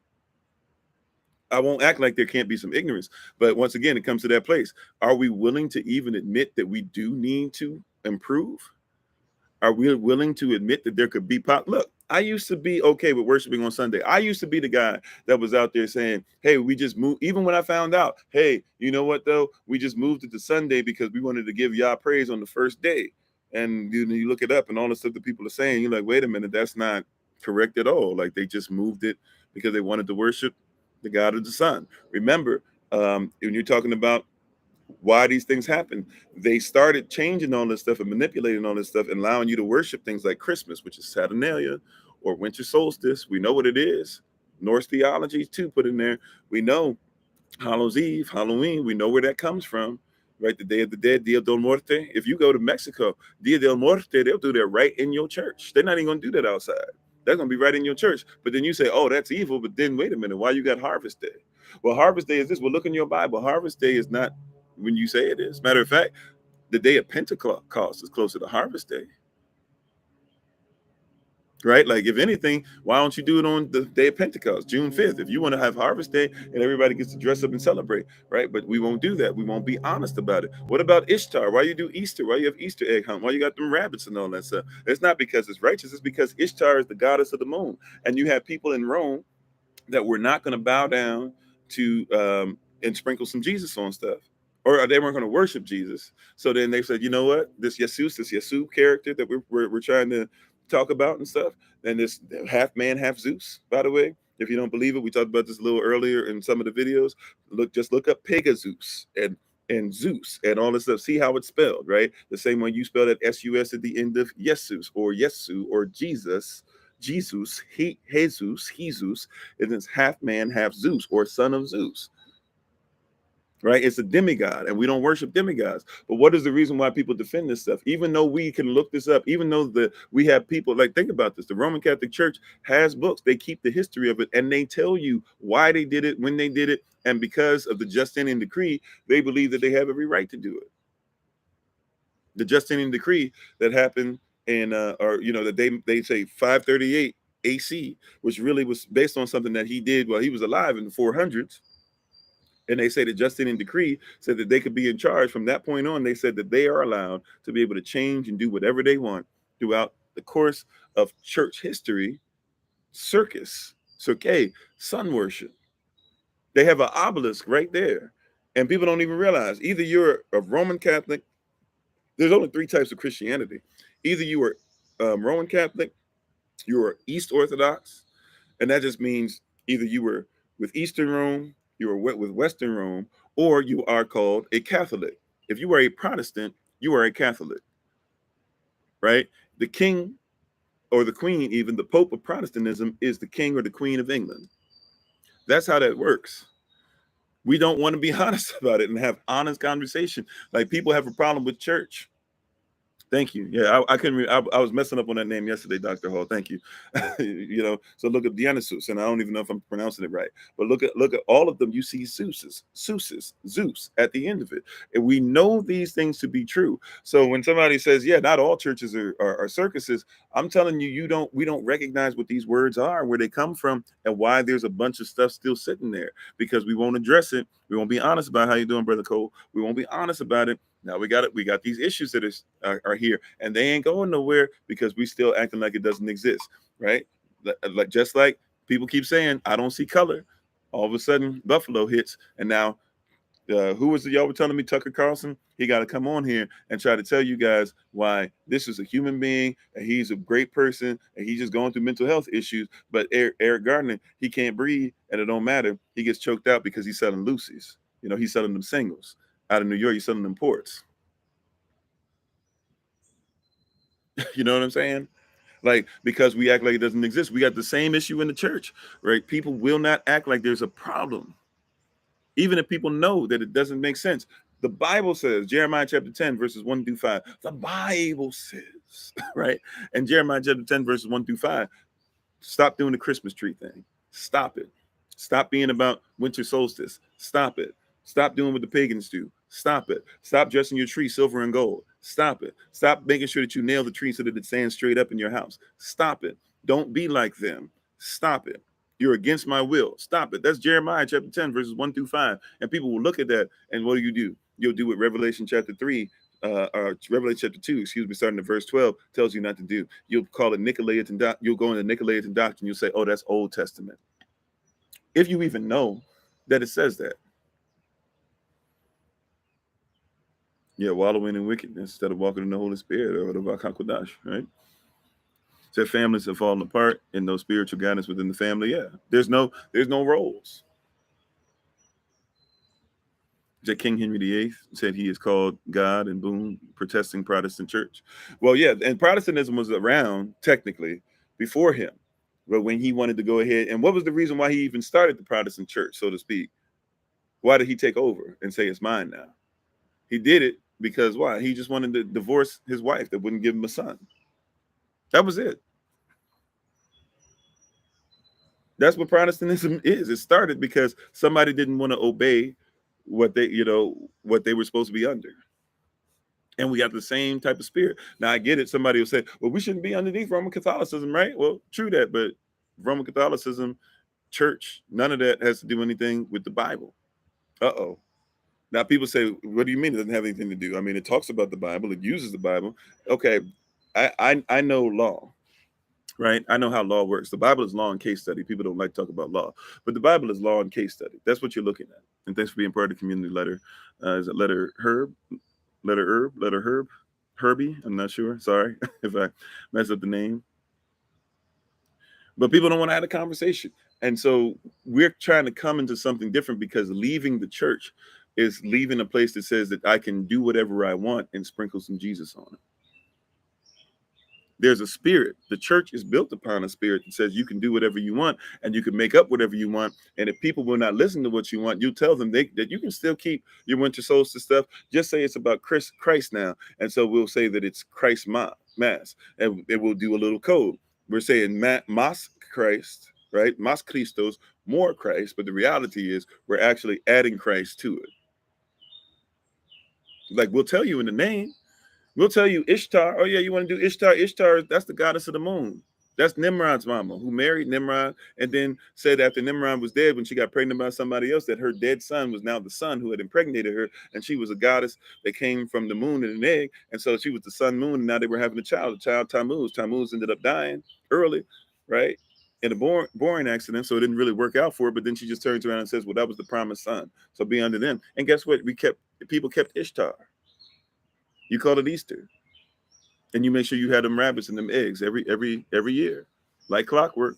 Don't know anything about how to communion, you know Easter eggs, but you don't know anything about Passover. It's a nice story and everything, but hey, Nicolaitan doctrine says it's Old Testament. It's a circus. The circus is more important than the service. What about Easter eggs is serving your community? Help me, please. Let's be a part of the community. Caleb, if I'm saying that right. Right? What about Easter eggs? Serves your community.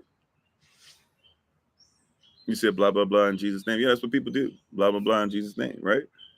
What about the Easter Bunny? It's servicing your community. What about Santa Claus? It's helping you to serve your community. It's not about service, it's about circus. And you say, well, why are you bringing up Santa Claus? Because people wear Santa Claus hats and wear reindeer stuff and will preach and will sing songs about Santa Claus is coming to town right in your church.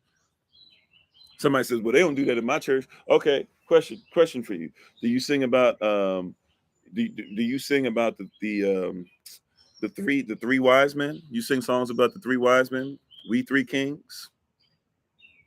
Because you know that's a lie. There weren't three wise men, there were more. There were three shepherds. Do you have a nativity scene where there's six men there all together worshiping Jesus? Because three shepherds showed up, and then many wise men, many kings, many magi showed up later on and bowed down to him. Do you teach people about how Moses went down the Nile River? Because that never happened. He was placed by some reeds to keep him in place. So we see what I'm saying. We're not doing things that service people. We're doing things that provide a circus. Come here, look, show up, do this, right? And then when you don't provide the circus, people say you're not of God. How can you be the man or the woman of God? Even when you speak, you should speak as the man or woman of God. I can put on the voice. You see what I'm saying? I've been around the circus long enough. If I want to do it, I can do it. Brothers and sisters, today we come in the name of Jesus to be able to give you a message that would speak to your heart. Father, I ask right now in this place, saturate the atmosphere right now, Father. Move in an indescribable way. People, I can say the same thing without doing it, but I put on the voice and I do something and I start off slow and I start off quiet and I ensure that you have to listen in. So every time, every once in a while, when I say, Father, you come back into what it is and you say, Hallelujah, because how good he really is. I'm just like, I'm trying to show you, like, I'm trying. People don't like it when I'm doing it. But I'm trying to show you, like, we are more into circus than service. This is the biggest thing. Now, I'm not saying that there's not somebody who naturally speaks like that, but how many people do you know? I promise you, because I teach ministers. I've not just recently since y'all been watching me. We have taught ministers. We have taught people how to do this. I've traveled the world and talked to people. I've gone through all these different places, right? I'm trying to tell you that, like, I know what it is to be able to know and talk to people who are trying to become better, and they'll tell you that they didn't even know what they sounded like as a preacher until they've been preaching 20 years. You know why? Because they were trying to sound like somebody else.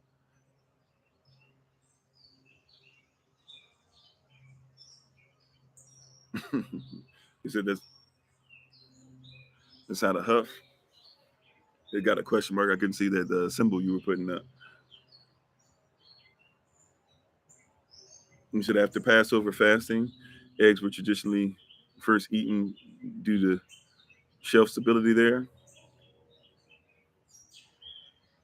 I mean, depends on whose culture. It wasn't necessarily what Israelites were doing in the wilderness per se. I mean, they did have chickens and stuff like that, but it wasn't like that.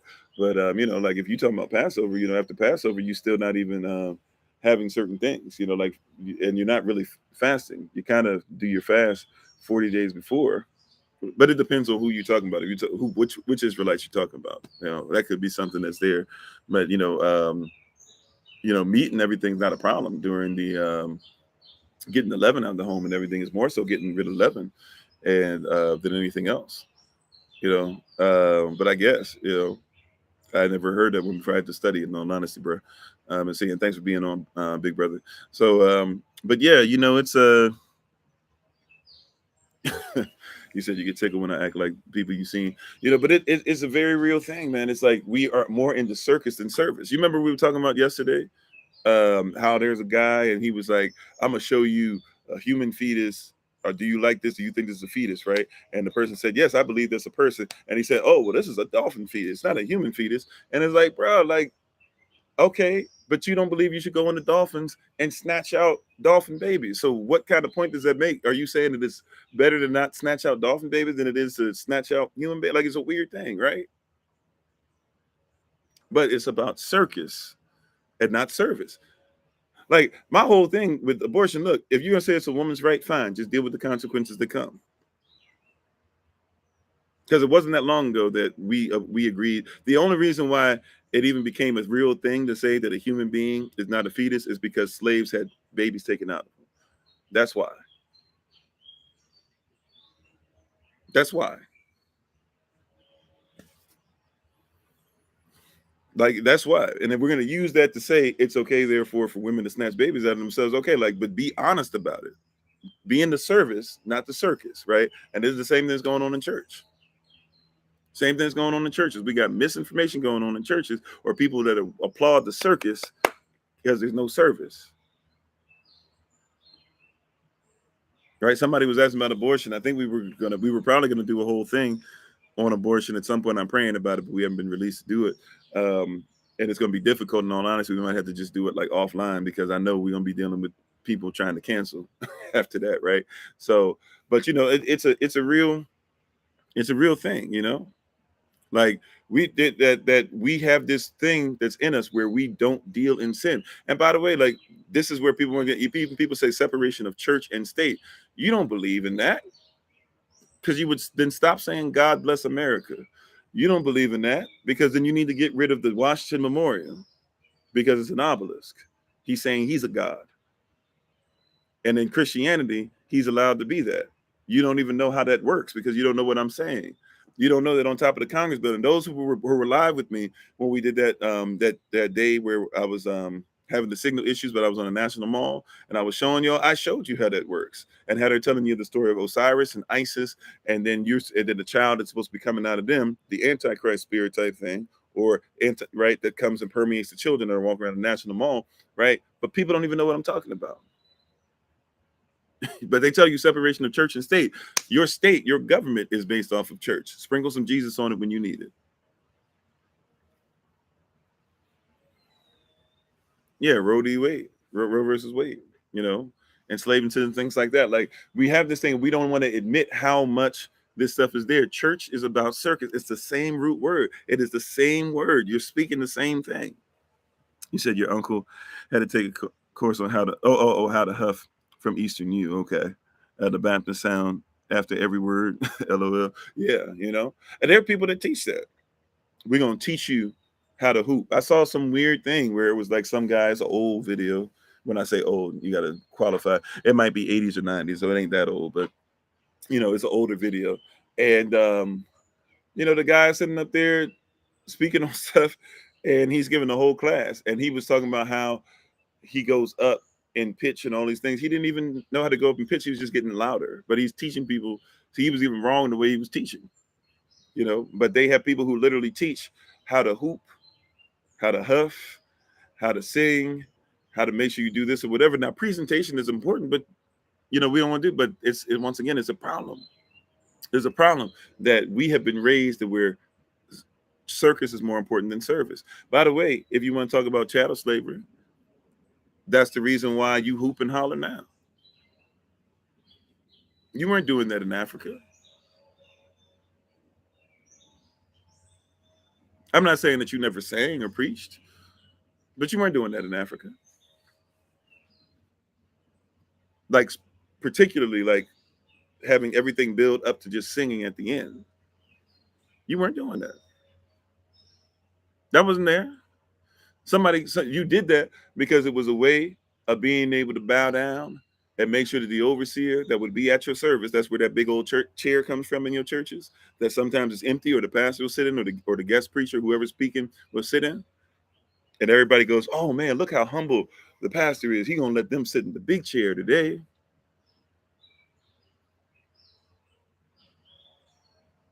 Like, if I ever get invited to one of them places where they got the big chair and they want me to speak, and they go, you can sit in here, I'm gonna tell them, no, it's all right. I'd rather not, because of what that chair represents. Yes, I know all of us didn't come from Africa. Thank you for letting me know. I'm actually Cherokee, Taino as well, and I'm also West African. I'm Shwi as well, but I know where my people actually come from. I'm Gullah as well. I'm mixed with a lot of different things, as many of us are. But yeah, we're aware of that. We were talking about that earlier. Whether you call yourself African, Shwi, Yashtil, whatever part of diaspora, at the end of the day, you know, the main thing is the main thing. So thank you, right? But whether you come from there or not, so whether you were talking about whether you're native, when you were native, were you hooping and hollering? When you actually were using Paleo Hebrew symbols and things like that, etc. Okay, right. So either way, you weren't doing it before you had to do it as a way, right? When somebody enslaved you and it was a way to sing and dance. Remember, like your hymns. No, I didn't say Angola. I said West Africa. I said Shwi. I don't know about Angola. Right? I'm not. I don't have that in me, at least as far as I know. Right? But if you look at if you look at this thing from where it is, right? Like, you had to see that that was a way of being able to make it through. Remember your hymns. Your hymns are things that they sung in the field. And they were not always just supposed to be about the Bible. They were using the Bible because that's what the overseers wanted to hear, be good Christians. But they were also talking about how to go somewhere. They were also trying to say, hey, you know, follow the big star, right? Follow the Big Dipper, follow the Little Dipper for this. This one points over here. Going over the River Jordan. Hey man, that Ohio River, you can make it, right? You know, that's what they were talking about. You're dealing with a lot of stuff, but we're still holding on to things because we're still enslaved. We're dealing where we're holding on to a bunch of things because we're still enslaved. Thanks for being part of the community, Dale. Is the continent of Africa the promised land? No, the promised land is not even something that said. I mean, we should have our own land, but the promised land is not even something that's dealt with. Like there is no physical promised land at this point. We need to have our own land. But remember, you wherever you are, that's where the land is, wherever your foot tread. Even when you had Canaan for Canaan, which becomes Yasdale, it was only that because you lived there. Once you stopped living there, it was no longer Israel, anyways. You know that's actually how law works too, technically. He said nope, no indigenous people were using hooping and hollering as a method. Yep, most definitely. You said you're a person, a hue first. Well, human is a humus man or a human if you want to go by HUE. Either way, you're talking about dark, rich, nutrient earth, which a man is inside of. A man is a spirit, and then therefore for the man and the spirit, or the man, the spirit, and the flesh, the humus, the dark, rich, nutrient earth to be connected to one another, you have to have a breath, a breath, and he became a living soul. So yeah, in order for me to be a human being, I still got to be three in one. That's why when people say, I think I talked about this on I might have talked this on TikTok. I can't remember if it was on TikTok or on Patreon, but I was talking about how a lot of people don't comprehend what a human being is because they're talking about you are a spirit having a human existence. If you're a human, you are a spirit, a spirit, a body, and a soul, which means that of course you're having a spiritual exist. You're having you're having a human experience. You're having all three at the same time. You can't you can't be a human being and not have all three. There's no such thing as a human being who has no soul. I know when people say you sold your soul, when you say you sold your soul, you mean that ownership of the soul, somebody's controlling you. But you still have to have a soul. The second that your soul, like if your soul is the only person that can disconnect the soul from the spirit and disconnect the soul from the body simultaneously is the Most High. Nobody else can. Your soul and your spirit are always connected. Unless the Most High himself disconnects it, your soul and your spirit are always connected. It's the body that dies off.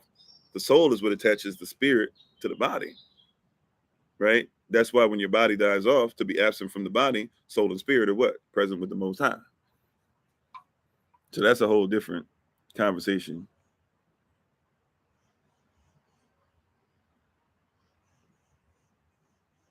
Are you going to visit Gullah community? Oh, wow, that's awesome. Yeah, next time I want to go one time in particular with my family and talk to the chief. I've never done that in all these years. I've never actually sat down and if you go there, she'll actually give you she'll actually just spend time with you, just telling you who you are, telling you your people and stuff. And I want to make sure I do that before it becomes extremely difficult, because there's very few people that can do that nowadays, unfortunately. And as being like a jelly, even though the jelly is more so for West African side, we should be doing that with all sides of us. You said every time there's more than 80 people, we get the well-meaning questions. Mm-hmm. I mean, can I recommend the book? Recommend the book on what? You're talking about the Kefir. You're talking about 1611 King James Version. You're talking about Dr. Carter G. Woodson books. You're talking about Dr. Amos Wilson. You're talking about Francis Cress Welsing. You're talking about Dr. Neely Fuller Jr. I mean, there's a lot of different stuff. What are you talking about? But we do put those things out, just not on here. But once again, today we're talking about church, the problems with church, right? The problems with church.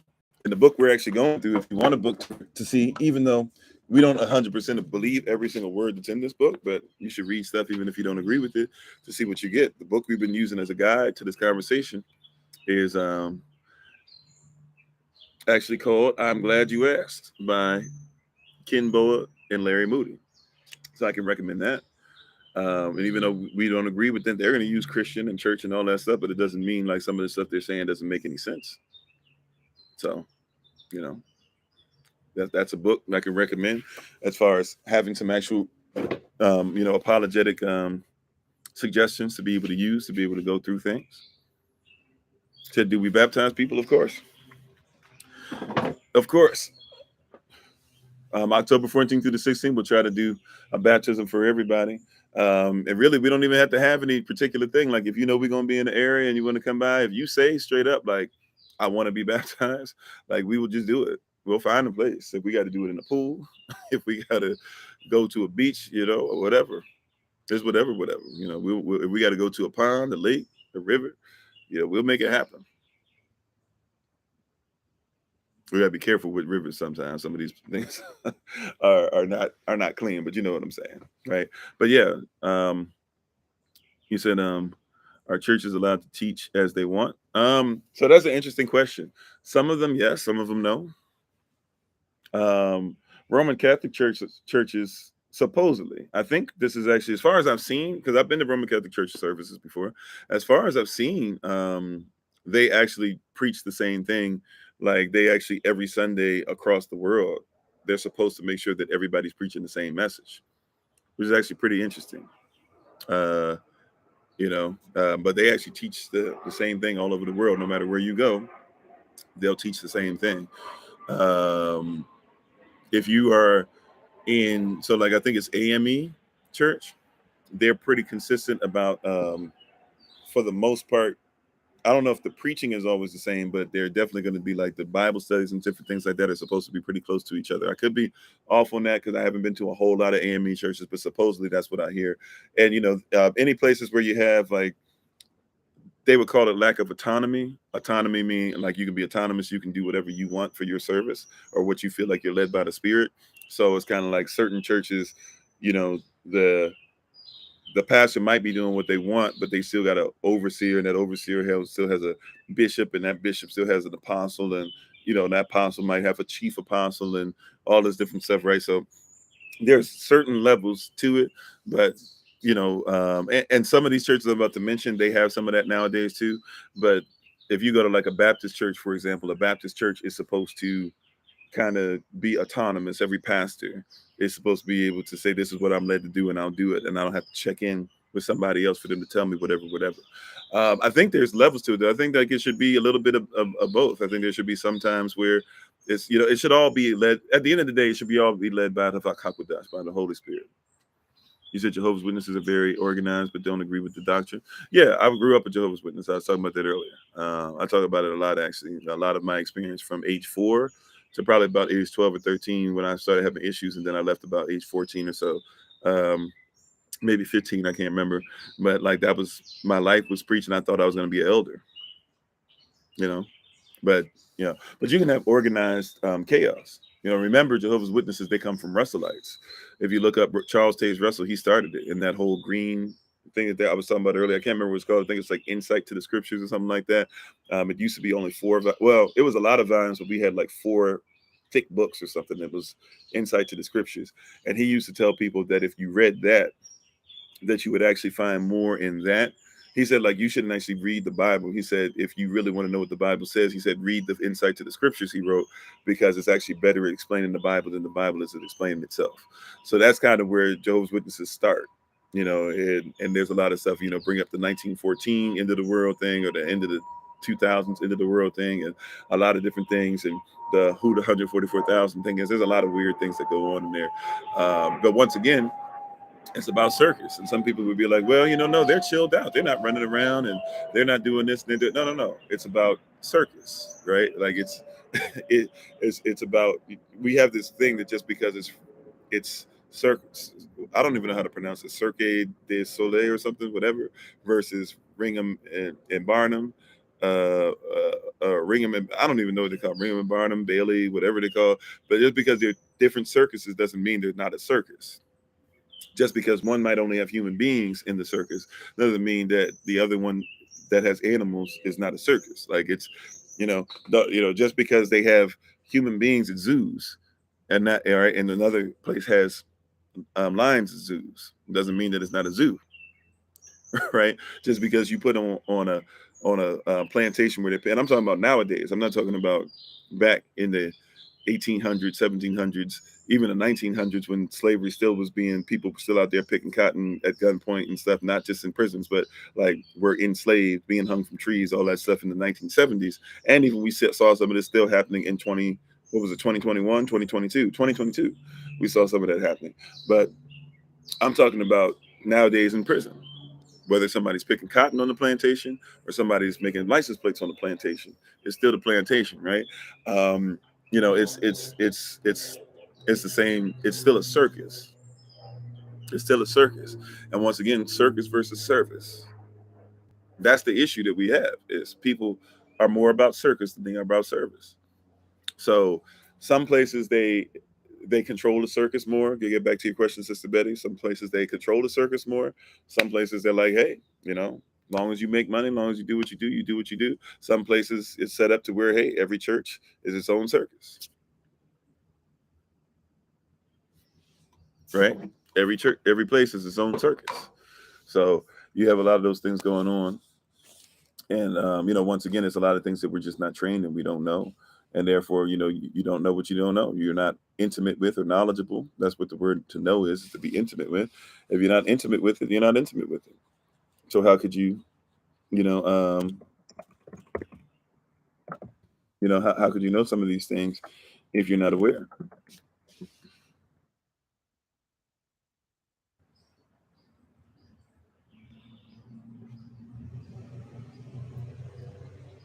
I don't really know about the siege of Magdala. I believe it was somebody put on there. Um, it's Abyssinia against Britain, so that'd be depending on how you want to look at it, that you're just basically dealing in the area of Ethiopia. Um, not that far from the Red Sea, but the Red Sea is not what they crossed over. You need to see where the Sea of Reeds is. But yeah, I'm not really familiar with it. I'm trying to look it up now. Um, I'd have to look at it. It is definitely something.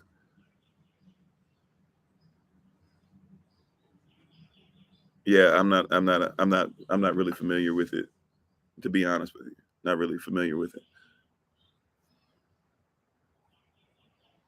All right, Rockstar Julio, you be all right out there. Be easy. Take care of yourself.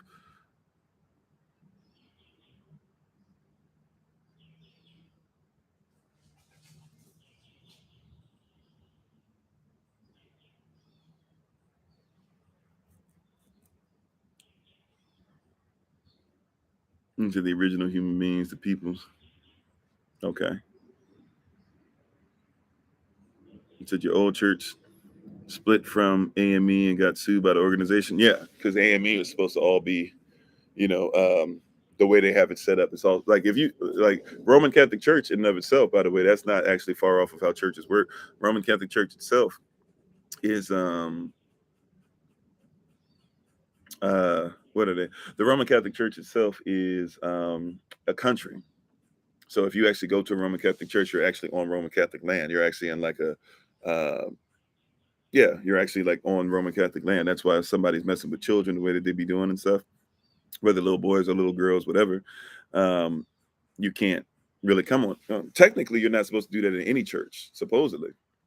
Like if somebody says that you commit a crime and you go into a church and that church is and it's recognized as a church wherever you go into, technically you're not supposed to be able to go and deal with the person or get to the person.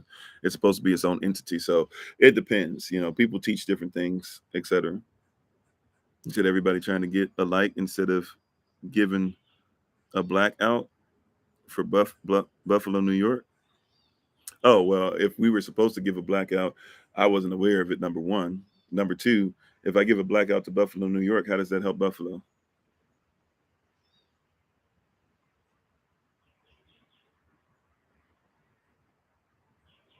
I mean, just question. Did you come in and out and leave that fast and not have anything? But I didn't know I was supposed to be doing a blackout. First of all, I didn't know that just because a black person says do something, I'm supposed to do it. Number one, but number two, if I give a blackout for Buffalo, New York, how is that helping? Now you might not know this, but I've actually sent some help to some of the people who dealt with that. But once I found out how serious it was, it's none of your business though. But once again, me giving a blackout to Buffalo, New York, supposed to do what for my people? If you can tell me what it's going to do for my people, I love it when people come on and then they say stuff and then they leave, right? Like if you can tell me what it's going to do for my people, then let's do it. Let's get it. What is it going to do?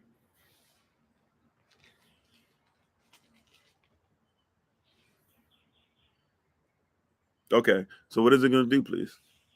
If you don't mind telling me. First of all, thank you for making me aware. Oh, not me. Oh, okay, okay. I didn't know. That's just a weird question. I guess you're saying that in general, but even in that, I would say, what is it going to do for us? I mean, stay strapped. I mean, I got you. I am that. What else? You know what I'm saying? I got like what else? That's why we got to work on making sure that we have a culture we come inside of. And so when we get this land together, and by the way, even if it's not ours, whatever, get your land together, get your assignment together, get your paperwork together, become a non-citizen national, start working on having land here and land in other places. If you're talking about going back to Africa, go back to land that you own first and land that you've already built on and things like that. The fight has been real, right? If you're going to come together, and you're going to have your army together, right? Is everybody ready? Does everybody know how to hold the rifle? Does everybody make sure, what are they using? Everybody getting the standard issue so that you can make sure they train? Is everybody using a nine? Is everybody using the Beretta? Is everybody using the Glock? Is everybody, well, Glock might be much, right? Is everybody using the rifle? I mean, heck, get yourself some M16s if you can. Get a semi-automatic. Make sure everybody knows how to use it. Make sure that they ain't putting their scopes on backwards. These are things that happen, by the way, in some of these militias, white, black, or otherwise, right? But before we send people out to fight, let's make sure that we actually have a culture that says that we can do it. Included in the cultural curriculum, include protecting yourself.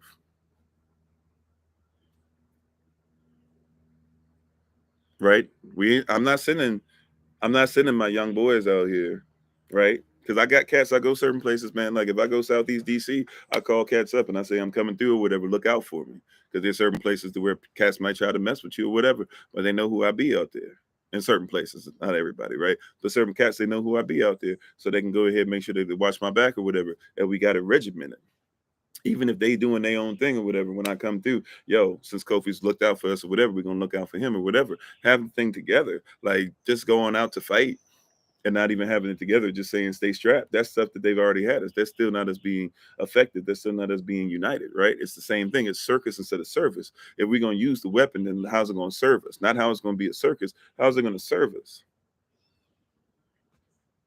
Like I'll be the first person to tell you that when everybody comes together and when we meet up and stuff, I make sure that we have it set up to where it's something where I'm always thinking in all the locations and stuff we meet together, can I look around? Can I do whatever? Can I make sure that we could be protected if necessary? Right? So we don't want to just send cats out just to get whatever. And that's one of the things that's happening with this circus, this just a church thing that people are being sent out and they don't even have it together. There's no organization. If anything, why do you have so many churches in the first place? Why is there the AME church? That's something that I was thinking about earlier today. Is it's like when you go to the store. I'm glad it's a blessing and a curse. And I'm not even sure what direction I'm gonna go with this, right? But it's a blessing and a curse when we think about this stuff, right? Like if I go to the store and I want to get peanut butter, but there's like 50 something types of peanut butter, it actually makes it harder for me to choose peanut butter. But it might be a blessing in a sense because hey, you always got a choice and you can try this or that or whatever. But I just want like real actual peanut butter. Sometimes just make it nowadays at home, right? Might as well just make it instead of buy it. But it's like you can't. It's like so many choices. It actually gives me anxiety. Like it's hard for me. I don't like going to stores like that. My cousin, he's way worse than me. He'll actually have an anxiety attack. I don't like going to stores like that, especially like huge stores, because it's too much. You know what I'm saying? Like it's too much. If I need to get something for the house or something like that, it's too much, man. If I go, when I go to the hardware store and I'm just trying to get some drywall, and now, it used to be like there's just two types of drywall. Okay, cool, no problem. Now I got to look at like 25 different types of sheets. I was like, I don't even want all that. I just want, dry land. Yeah, I'm on some right now, and there's other places that we have land, and we're working on getting our own land for us as a diaspora, or us as a people. So, yeah, that's definitely the goal, and it's something worth doing. How you doing, Miss Matt? But at the end of the day, like yeah, buying coffee or buying whatever, like I can't stand it. I can't. It's too much. Looking for lotion, like dang, you know, like there's 2 aisles for lotion now. Like what happened? That's what it feels like. I know it's not, but it's what it feels like. Or looking for a toy. Okay, I'm just gonna go get a bite. You know, and I like the fact that they have all the different bikes and everybody, but it's like, dang, I don't really want to look at 700 bikes. I just want to, I'm looking for 15 different types of bikes max to look through or whatever. I kind of already know what I want, you know, but it's just too much. But it's the same thing that's happened in the assembly. You got so many options. And even though you might know this is what I need as far as righteousness, this is what I need as far as my family, this is what I need as far as my spirit, this is what I need as far as my calling, you walk in and there's so many options, you know, so many options. You're like, I don't know how to do this. You said in Russia they only have brown or red cereal box options. Yeah, I don't even know if I would mind that, but you know, I guess it's there for different reasons than why we would why I would say I would want it, right? So something to keep in mind for me, of course. But yeah, you know, like it's it's just a lot of stuff like that's there. You're not, you know, if you're going to be a Baptist, you're going to be a Southern Baptist.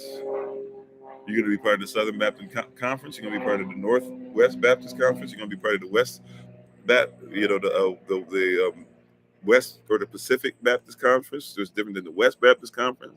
You know, are you going to be a Baptist, a missionary Baptist? Are you going to be part of First Baptist or Second Baptist or Third Baptist? You know, which could all be the same church, but just different ones. So, you know, but are you going to be there? But at the same time, all of them are supposed to be autonomous, but technically all supposed to be the same. Are you supposed to be Free Will Baptist? How you doing, Jacob's house? Like it gets to be a place where it's so many options. You know, it's part of the circus. When you go to the circus, you know, people, you know, depending on the type of circus, but for the most part, when you go to the circus, you know, that's why they call it three rings, three ring circus. Because sometimes they literally have three different things going on. You know, look at this animal in the middle. Look at these people riding over here like this or over here. Look at this animal over here. All of them working simultaneously. Three things going on at the same time. And if you have so many options, sometimes you miss what's missing, if you will, right? You got the Pentecostal movement, which sometimes can be considered to be the same thing as the charismatic movement, right? Like, and then you start getting to different things like that. You have this new thing that's popping up now where people talk about Gnosticism as if Gnosticism was actually a thing at the time that they're talking about, because they're talking about Gnosticism existed when when you have the Council of Nicaea, but there was no such thing back then, you know. So it's a very interesting thing. Like, but you can see where after the stuff we've been talking about, you can see that there's obviously issues, and we can't be upset now when people are leaving church. Matter of fact, most of us have left church. We cannot be upset, right? When people decide, yeah, I'm done with this, and church should not be upset. Church folk, and watch this. Even when people say, what happened today, man, we had church. What is that even defined as? Does that just mean you had a great time? We had church today. You should have heard Pastor. And she started going into this place. And when she went into this realm, next thing that you know, you should have looked, and you should have seen, man, I saw the spirit of God. And everybody was running, everybody was dancing, and people were falling out, and people were slain. And we got exactly what we needed. God told me exactly what I needed to hear. Possibly. But people are looking more for the circus than the service.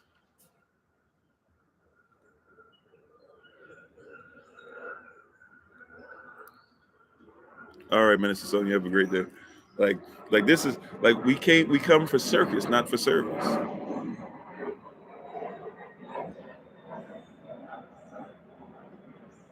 People come for circus and not for service.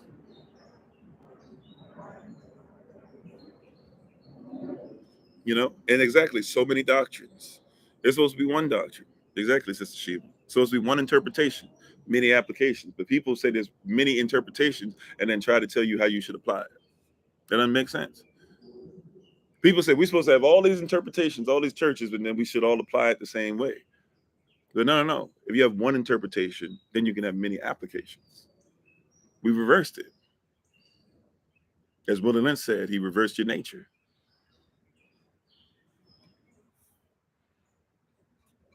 He reversed your nature. He said the church is upset. People are leaving because it affects the money flow. That's a big part of it too.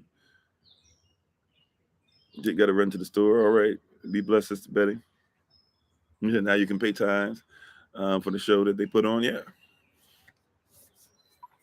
And tithe is a tribute, by the way.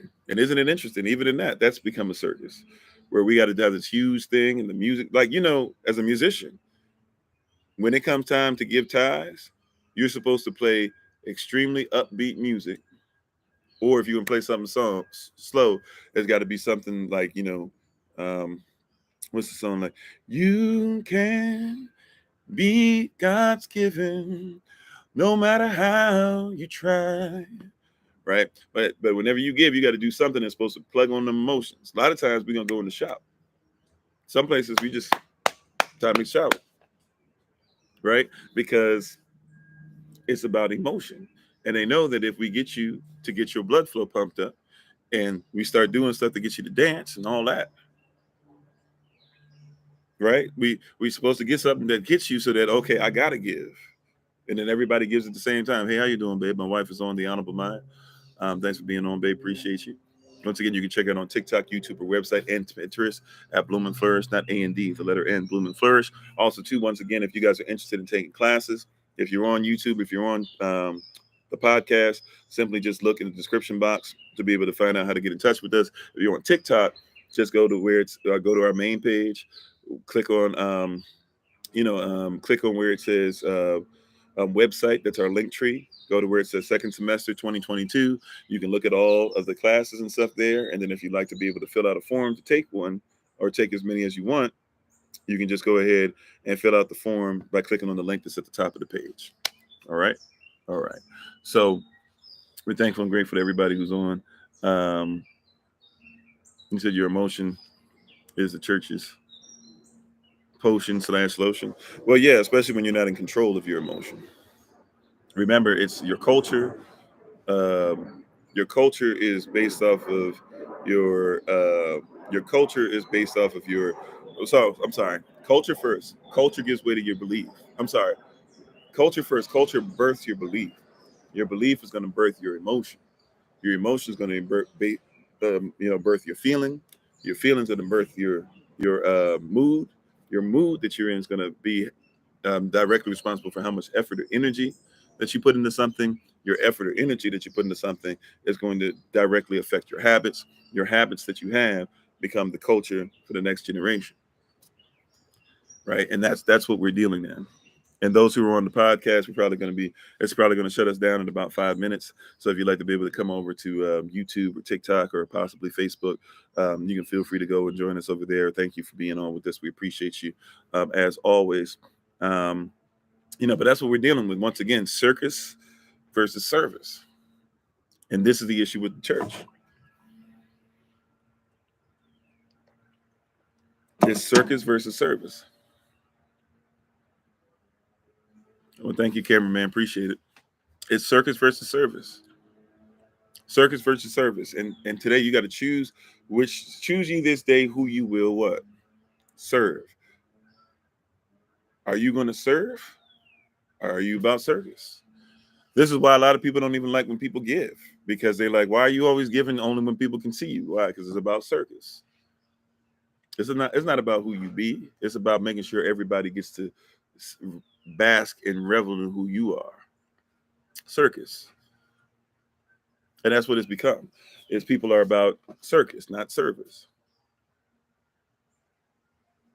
That's why that's why we're in the church, and people don't want to hear that. It's hard, and I get it, man. Like, I get it. If you were born and raised in something, and you swear this is the way it's supposed to be, nobody can tell you any different. How dare anybody say something about your experience? Look, I get it. I get it. Church was my life for a little while too.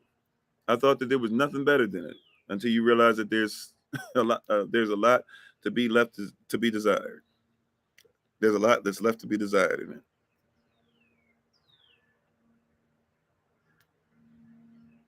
I get it. I get it though. If somebody told you something, yeah, church culture is hard to unlearn. If somebody told you something is the truth for 40 years and then you found out it's not the truth, it's not going to be easy to leave it. You remember Malcolm X before he see a lot of people don't necessarily know, right? But Malcolm X before he left the Nation of Islam, when he was shut down and quiet, he was shut down and quiet for a long time before he finally left. And he only left when basically he realized that they were trying to make him look bad. And he still didn't say anything about Elijah Muhammad messing with little girls, and he still didn't say anything about Elijah Muhammad, not taking care of his children, and he still didn't say anything about Elijah Muhammad. He still wouldn't give him up to the CIA. He never did that, by the way, and he still wouldn't say anything about the fact that Elijah Muhammad was meeting with the same people. He was actually having meetings with white supremacists while they were telling everybody that they hated, um, or not hated, but they didn't need to be around white people altogether. Like, he didn't say any of those things until, right, they started saying stuff about him, until they tried to take his life, until certain things. He still didn't say those things. It was still hard for him. And he still gave credit. He said, "Man, Elijah Muhammad is the reason why I changed my life. I would not be who I am today if it wasn't for him." He still gave him credit, but it doesn't mean he ain't wrong. And this is part of the issue, right? Just because somebody's supposed to be credited with something doesn't mean that they're not wrong. And that's part of the issue that a lot of people deal with. It's like, yeah, you know what? Look, I tell you, I think I still remember the brother's name. Haven't seen him in years, right? But Gary, right? If he ever were to see me somewhere, brother Gary, big brother Gary, wherever you are, I'm so glad that you dragged me to that Filipino church, and I'm so glad that Filipino Baptist church took me in and loved on me. And I'm so glad I was allowed to be able to have a relationship with the Most High there. I am. It was a great experience. But if you preaching Jesus, I realize that that's wrong. I still love you, but it's wrong. And this is the issue, right? Because part of the circus is, part of the entertainment is, hey, because I did this for you, because I paid this, because I'm the reason why you came, right? You shouldn't do anything different than what I told you. But it don't mean that it's not wrong. I'm thankful that I learned how to read and write. I'm thankful that there were teachers who thought that they should sow into me as far as English, and told me that I have the ability to speak in front of people, and said, go ahead and use it. I'm so thankful and grateful that there were, that I met, some real men who challenged me on different things, and, were willing to challenge me and make sure that I was, righteous and thought about things properly and different things like that. Like, I'm so glad that there were a lot of people who did that in my life and allowed me to become, who I am, right, in school. It doesn't mean that I'm not going to homeschool, though.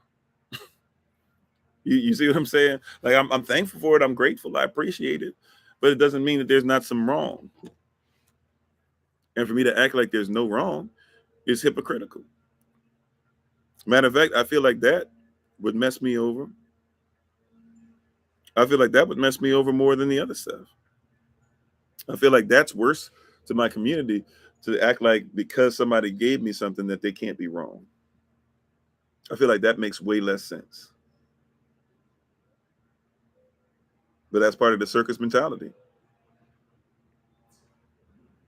That's part of the circus mentality that says that service is less important than circus.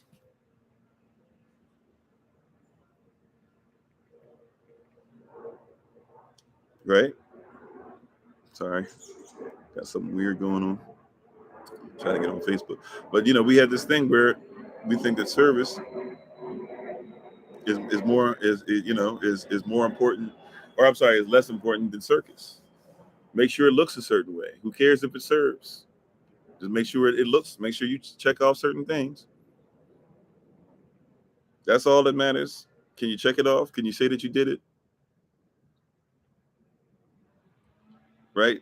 Did everybody wear the same color? I can't tell you how infuriating it was, man, to be trying to do stuff for service or whatever, and like have to argue or listening to, because I was never the one. I didn't care. A lot of times I didn't even have all the colors that everybody had. But to have these arguments with everybody and to be like, what color are you gonna wear? And all these different things going on, and how are you guys gonna look? And like these long arguments, which way we gonna sway back and forth when the music starts and all this. And oh, if you're not swaying like us, then you're not really, in the spirit. Like, I mean, weird stuff, man. And you just like, what does it have to do? You know? What does this have to do with anything? What does this have to do with anything? Like, does it have any like where is Yah in this? Where is Christ in this? Y'all keep talking about Christ. Like, where is he in this? I don't even see him. He's not even functioning in this. It makes zero sense, but we having these fights.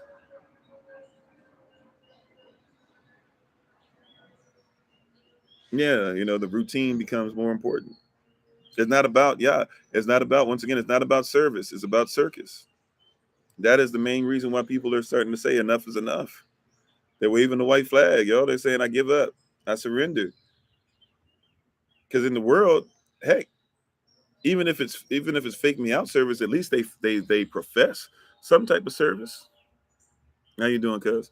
Like they at least do some kind of service.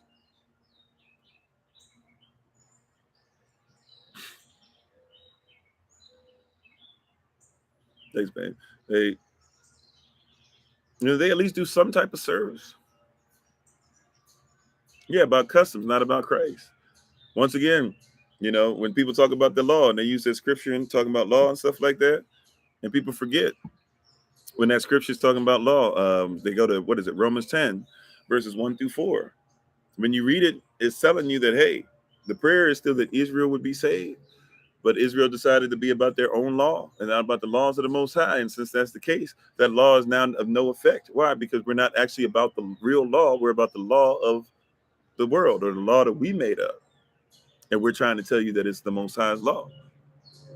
And it comes to be a certain point where it's like, when do we say enough is enough? When do we say that circus is not more important than service? When is it that we say, like, what are you doing for the community? Right? Why? Like, and it just makes sense. It makes not just common sense, like it makes dollars and cents. Why would you have a building if you don't have food yet? Like, you hear what I'm saying?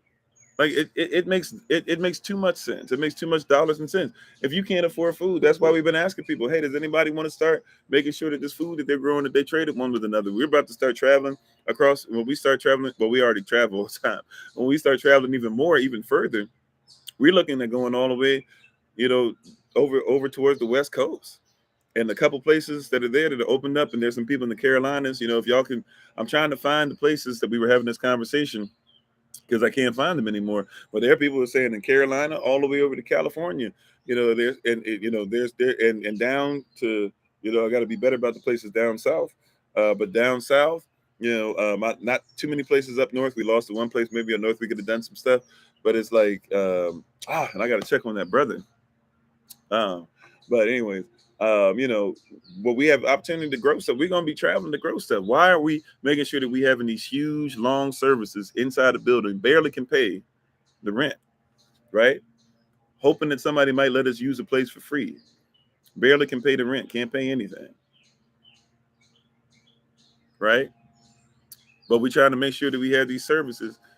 10 people going there, 2 people tithing, right? Can't keep a storefront open, but you could easily pull your money together, just get some land.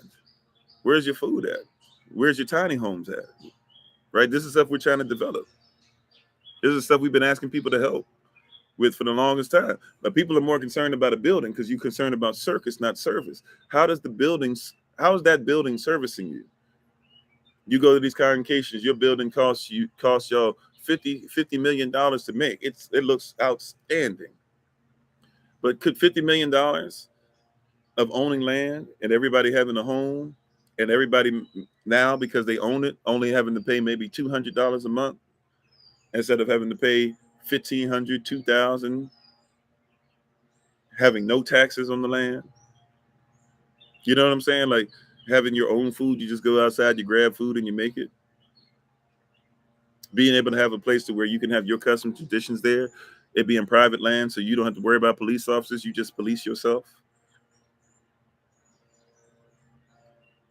Like how, like how does the building supersede the people? You whitewash tombs, yeah, you know. Like we're in these extravagant places, and a lot of these places, the emotion shows up, but the spirit ain't there. A lot of these places, the emotion shows up all day, every day, but the spirit ain't there.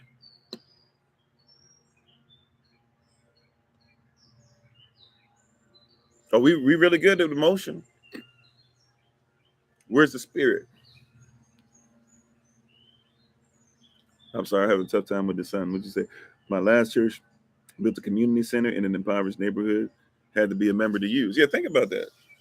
That's something that blew me. That's well, I don't know if I'm gonna say. You know what? Well, no. Should I say the name? I mean, it is what it is. Um, I think it's, well, I won't say the name of the church. Holy Spirit said don't say it. But it's a big time church. And I didn't know that they had a community center and all that stuff. They have like two different, matter of fact, they have a church that they don't even use unless other churches want to use it for events. Like they have like several churches like that. They built to a place where they have this huge facility, right?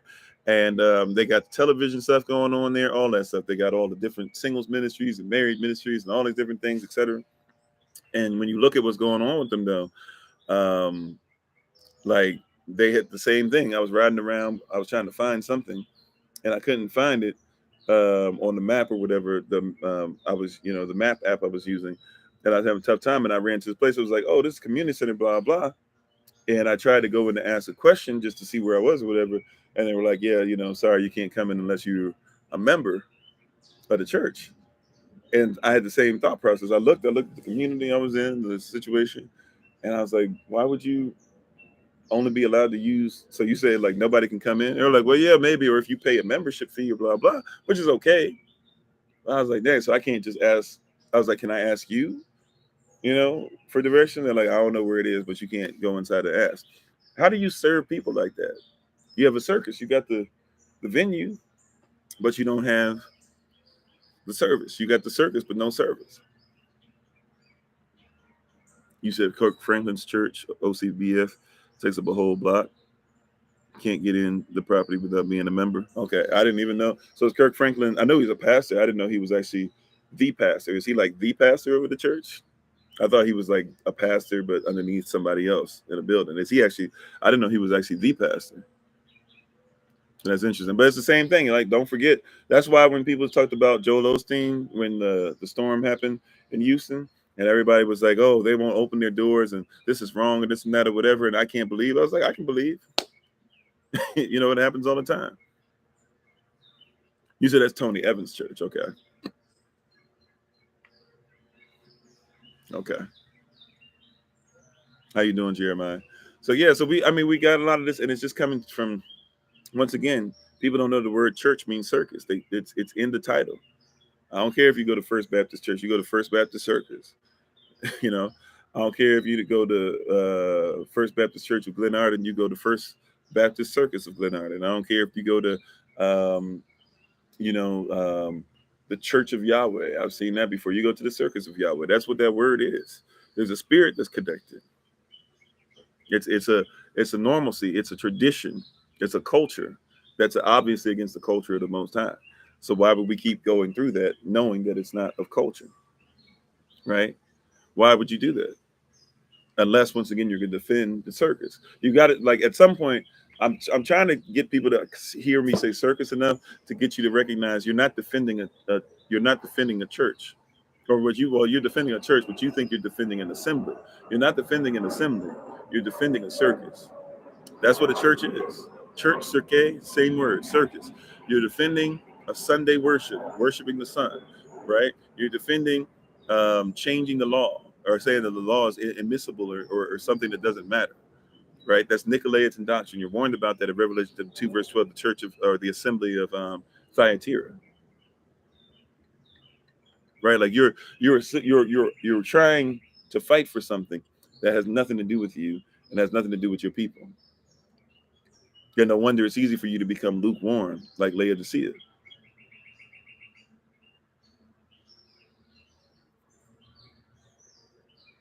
You said, what are you learning? If you have to learn something different to get baptized, I'm not. I'm not sure. Is that just a statement? What are you learning? If you have something to learn different to get baptized,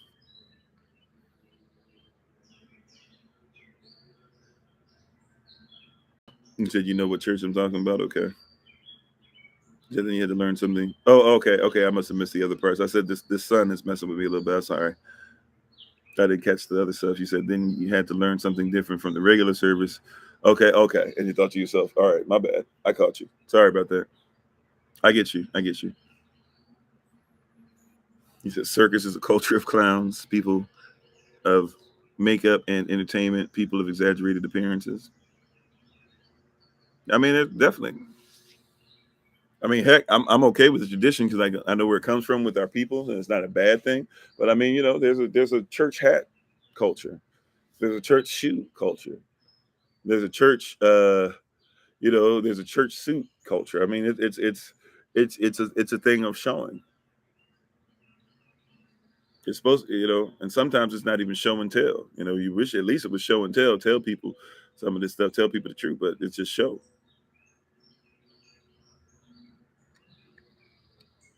Peace to you as well, Miss Southern Chimes. So yeah, and all the stuff we're talking about, when we say what's the problem with church, it's either circus or it's service. And church, the word church is circus. They're just doing simply what they, have always been doing or what they've been called to do. They're giving you circus. Can't be frustrated when somebody's giving you what they, when they, what they are. If somebody shows you who they are, believe them, and believe them the first time. But once again, if you didn't know what circus meant the first time, then it might be difficult. When somebody tells you who they are, believe them the first time. you know, now that you know. But once again, study this word, man. Meditate on it. This is something that churches aren't necessarily big on. Like, go look for this. We give all this information out, and it's always very topical. I know a lot of people think that we are going really in depth. Like when you go to our classes, if you come to our early rise of Bible study session, if you come to our prayer sessions, if you come to the services that we do, if you do one-on-ones with us, if you do marital coaching, life coaching, whatever it is, like you'd be surprised how much stuff like we really don't go deep into. This is just topical. This is stuff that you can just look for yourself. You can look up to see if what we're saying is correct. You can look up the dates. When I mentioned Justinian decree, look to see what I'm talking about in 538 AC. Look up Justinian and Theodora in the 400s. Look up Christianity and if Christianity came before or after the Bible. you know, like look up these things. Like these are just simple things that if we line them up, you see very clearly. I'm sorry, you said your grandma bought church clothes from Sears and J.C. Penney, school clothes from Goodwill, right? Even when you wear a suit and tie, and people say you look like a preacher or you look like you go to church or make sure you don't show your legs, stuff like that. Don't show your legs, ladies. If you show your legs, you're wrong. So you better make sure you got stockings on. People ain't supposed to see if you sinning if people see your legs, stuff like that, right? Don't wear anything but a dress as if men wore pants. But in all these clothing things and everything that we have, and this circus stuff that everybody makes up, what's very interesting about all that is the people that you read in your Bible about and that people preach what they said and what they taught and what they wrote. None of those people wore what you wear to church. Salah.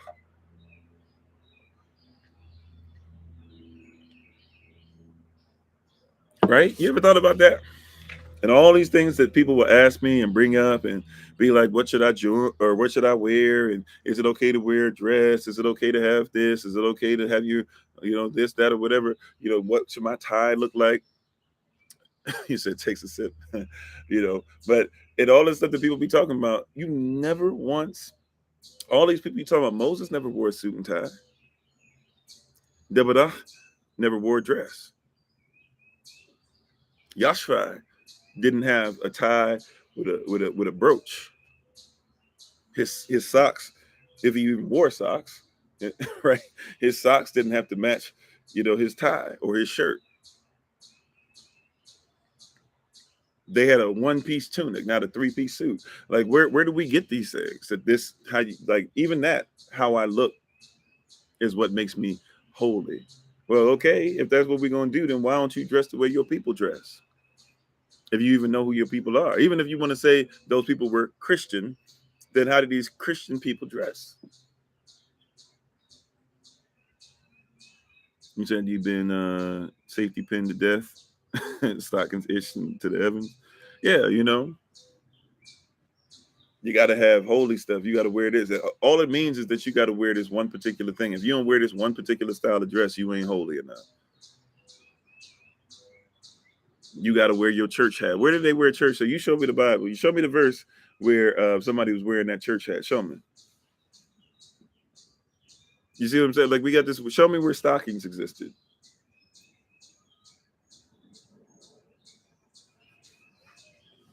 See, like you don't want to go there because you're not about you're not even trying to do what the Bible says. See, if we start really opening up, like what are you doing? We realize real quick we're not even trying. It's not even an attempt to do what the Bible says. While people are preaching to you what the Bible says, they're not even trying to do what the Bible says.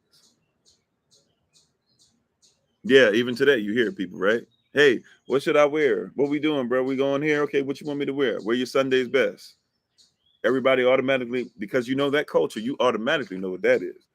But I say maybe you should check out some fringes. Maybe you should look at some tassels. People are like, oh, I don't know what that is.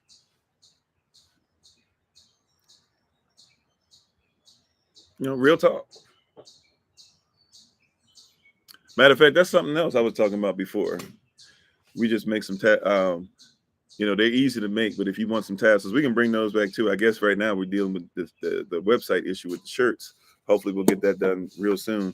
But we can probably bring the tassels. I didn't even think about that. That's pretty simple because I can make a bunch of them easy, right? And those are pretty cheap. We'll overnight them to you, so it might cost pretty much just as much for the overnight um, sending it to you as it does the as actually making it.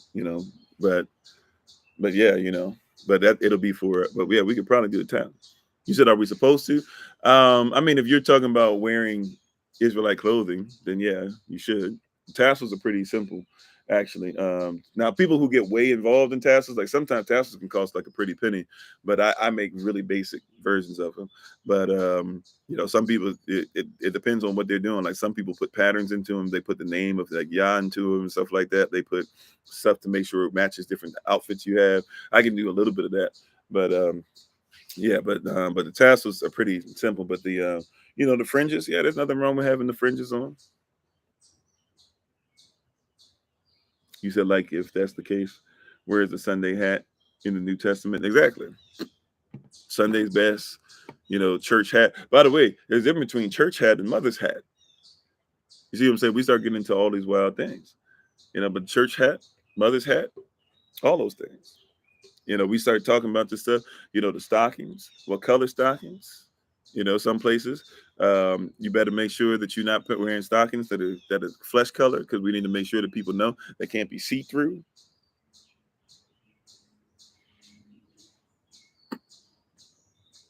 Yeah, there's a lot of different stuff.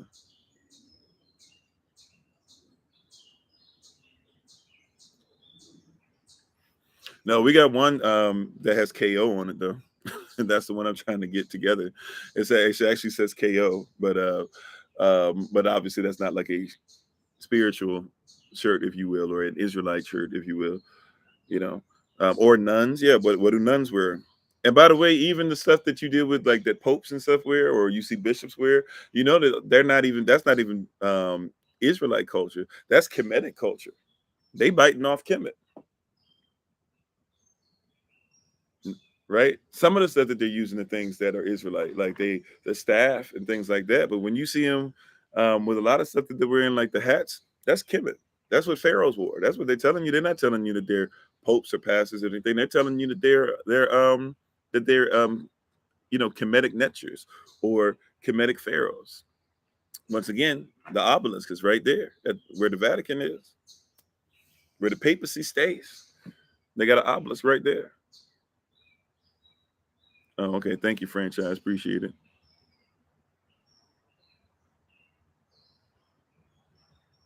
I'm sorry, I'm having a tough time reading the comments. Oh, okay, you started t-shirt printing. That's what's up.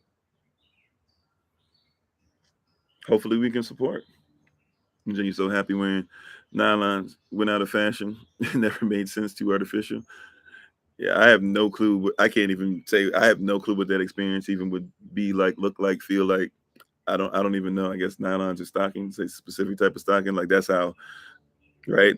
Like I don't pay attention to it. Obviously, I'm a man too, so it's not something I do. You said you got tired of worrying about runs in your stockings.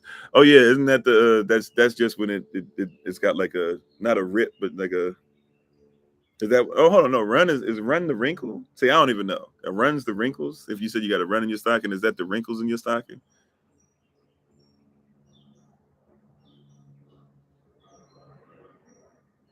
You said it was torture. Okay, I have nothing to compare it to. The closest, the tightest thing I've worn on my legs are either stuff that I wore for sports or basically um, like what's 32-degree shirt stuff. Long johns. No, not well. I wore long johns too, but that wasn't. Yeah, long johns. If they were sometimes that's the closest I can even think about it. But yeah, I have no clue what that's about. But I do know this though that you ain't gonna see it mentioned in the Bible. I do know that much. You won't see it there on lunar Sabbath versus Gregorian weekly Sabbath. So it's stuff that I'm not. I'm be honest with you. I'm still learning about that myself. I know a lot more about it, but I don't feel like I'm still prepared to teach because I'm not 100%. Now, I don't even care about being 100% because you can still teach from a certain percentage. I don't know if I'm in a position yet to where I should be teaching it. I'll just say it like that. It's something that I hope to one day do. I don't know if we need to have a whole class. Well, I don't know. Maybe we should, as far as because we're going to have a class eventually just on culture, and like culture one, culture two, three, four, five, whatever. We probably, we got to have a lot of them. And so, specific Israelite culture, right? So, or culture of Yashville, I'm not sure what we'll call it. So that might be something that we put in there. Definitely. Definitely, where we legit, when we talk about just culture in general, we might do that. Um, I mean, right now you're in the land of your captivity. So you say which one should you be keeping? You're in the land of your captivity. It's going to be difficult for you to not keep. Like you can't live in the United States of America and not be going by especially if you got a 9 to 5. But in general, you're not going to be able to live in America at least without being on your own land, private land, and be able to not deal with Monday, Tuesday, Wednesday, Thursday, Friday, and then Saturday, Sunday, and then deal with certain things supposed to happen on Sunday, certain things supposed to happen on Saturday, something certain things supposed to be Wednesday supposed to be treated a certain way. Like it's going to be impossible. That's why you're in the system but not of it. If you want to do both at the same time, um, you can try, but you got to have a system set up. Once again, you got to have an environment set up. Do you have an environment? The first question I would ask is, do you have an environment that actually would allow you to, live by that setup that you want? If you don't have the environment, you're not going to be able to do it. So you got to have some type of environment, bare minimum, that says I can actually live by those days. I can start, if the week needs to start over again, even in the middle of the week, for me to be in tune with the calendar of Yastel, then I can do that. But we're not really in an environment you can do that day to day. So if you get there, that's great. But if you're not in that environment yet, don't penalize yourself. There are certain things that we cannot do because we're still in our land of our captivity. Like that's why even when we did Passover, when we did the festival of or the feet, the week of where it was the feast of unleavened bread or whatever, when we did when we get ready to go into Shabbat or Pentecost, all these different, there are certain things that as much as we really want to do them, you can't because you're in the land of your captivity. It's going to be impossible. And Yah knows that. right? The Bible talks about that, speaks on that. So Yah's not going to hold us accountable for something we can't control, right? Like if we had the ability to have self-control, then that would be one thing. But if you can't control yourself, and other people have control over things, right? Like I can do some of the stuff that I do and teach and spend hours in certain ways and talk about certain things that others cannot, due to the fact that my wife and I have been blessed by the Most High to be able to put an environment together that allows us. So we can travel, do certain things, still be there, make sure the community's taken care of, still fundraise, still be able to have a little bit enough finances that come together so we can take care of the things we need to take care of personally. We have an environment for that, right? So you got to work on the environment. That's why we keep talking about the environment, Yah's Land Project, things like that. If people can give donations, if people have started, some of you started, to give offering. Some of you asked about giving tithes and things, and we appreciate it. And those, all you got to do is look once again on the, if you want to do any of those things, if you want to give your effort, your energy, time, gifts, etc., we appreciate it. It helps us. It blesses us to be able to do these things. But we need help to make it happen. And it's all going to be for the community. And that's why when we get the land, we're not doing a thing where it's just our way or the highway. Like if you want to live on the land, you can. If you want to come from time to time, you can. If you want to use it to be able to flip it into other things for your house and things like that, so you're going to live on it long enough to be able to save up your money, own something somewhere else, and then be able to get that and then rent that out while you're still living on the land, and then rent something else out, rent something else out. And after a while, you stop renting them and you start living in them, or you give them to your children or whatever. Like that's the goal. But we have to create first an environment, right? The Most High, we have to use creative power. The Most High creates, we use creative power, but we have to follow His will, and by using our gifts, right, He makes room. So, but the environment has to come first, and that for the most part is something that's there. And thank you, Jacob House. Appreciate you. Thank you for all that you put out there and all that you seem to be doing for the community as well. I don't get a chance to pay attention to people as much as I want to anymore, as I used to. And I used to spend almost all day being able to follow people on TikTok and stuff like that. But when you're busy, you're busy. It was either at one point it was all my whole day was just family. It was like family, community, social media. Now, it's like the thing has gotten so big for the community piece that I don't get to see it. But you guys are doing excellent work out there. So, Sister Deborah said you had an aunt. Uh, you had an aunt be known for her hats, and her husband was a preacher. Yeah, that's part of the culture. Once again, going back to circus, and what we ultimately, prayerfully, what we've done throughout today on all these platforms we've been on is we've been able to discuss some of the problems with church. There are so many more that we could have talked about. It wasn't really here to down or denigrate people that go to church. It was just to make people realize the word church means circus, and it's that for a reason. And either you're going to be in the circus or you're going to be in the service. The choice is yours, right? But you're either going to be in circus or you're going to be in service. There's not, right, like that. That's what it's set up nowadays. Am I saying that there's not any church that doesn't serve the community? That would be foolish of me to say. Of course, there are people who go to church. There are pastors who have hearts to help their community. But let's keep it 100. If you will fight for the Christmas tree, right, and fight against the truth, or fight against Yashua, something's wrong. If you'll fight for the Easter egg, but you'll fight against Passover, something's wrong, right? If you'll fight for the communion, but you won't, you're right, the communion wafer and juice, but you won't fight for the meal, something's wrong. Like that's a cultural thing. It's a lot of people are about circus and not about service. And you got to start asking yourself, if you're somebody that's still dealing with that, why are you still fighting for circus and not fighting for service?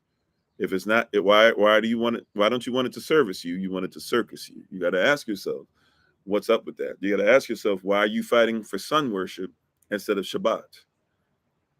Right? And why are you so busy trying to say that that's old when you don't have anything even in the New Testament that says that you should be worshiping Him on Sunday? You got to ask yourself, where did that come from, and why are you fighting for it? Right? I'm sorry, I messed up. You said, I missed you, Coleman. You said you can draw. Um, Tier. I'm sorry, I'm having issues with the sun. You said you basically lived in a full neoprene. Oh, sweet. To lose 95 pounds in a year. You used to beat yourself up over not being able to honor it. Yeah. Okay. I was able to. I'm trying to fit those things into where the conversation was. Yeah. And yeah, Cole. Yeah, Cole. You look good, brother Cole. Doing great things over there. Prayerfully, the business and stuff and everything is starting up. Well, who are the Israelites today? I mean, the Israelites are Yahoo. I mean, that we'd have to go through a whole thing. I guess we could talk about that tomorrow. Well, not tomorrow. Tomorrow I have off. Maybe we can talk about it on Thursday. By the way, so once again, if you want to take classes, if you're on YouTube, if you're on Facebook, if you go to the podcast, all you got to do is look in the description for those to be able to get in touch with us and find out information. If you're on TikTok, all you have to do is go um, to where it says or not to our page, click on where it says website. Where it says website, just take that or click on that. That's our link tree. Click on where it says second semester 2022, and you'll see all the curriculums pop up. You can go up to the top of the page after that, and you can actually fill out the form. Once you fill out the form, we have your information. We can contact you. We can make sure that we put you on the list, get you a Google Calendar invite. The invite will have the links for each class, and then you'll be able to go from there.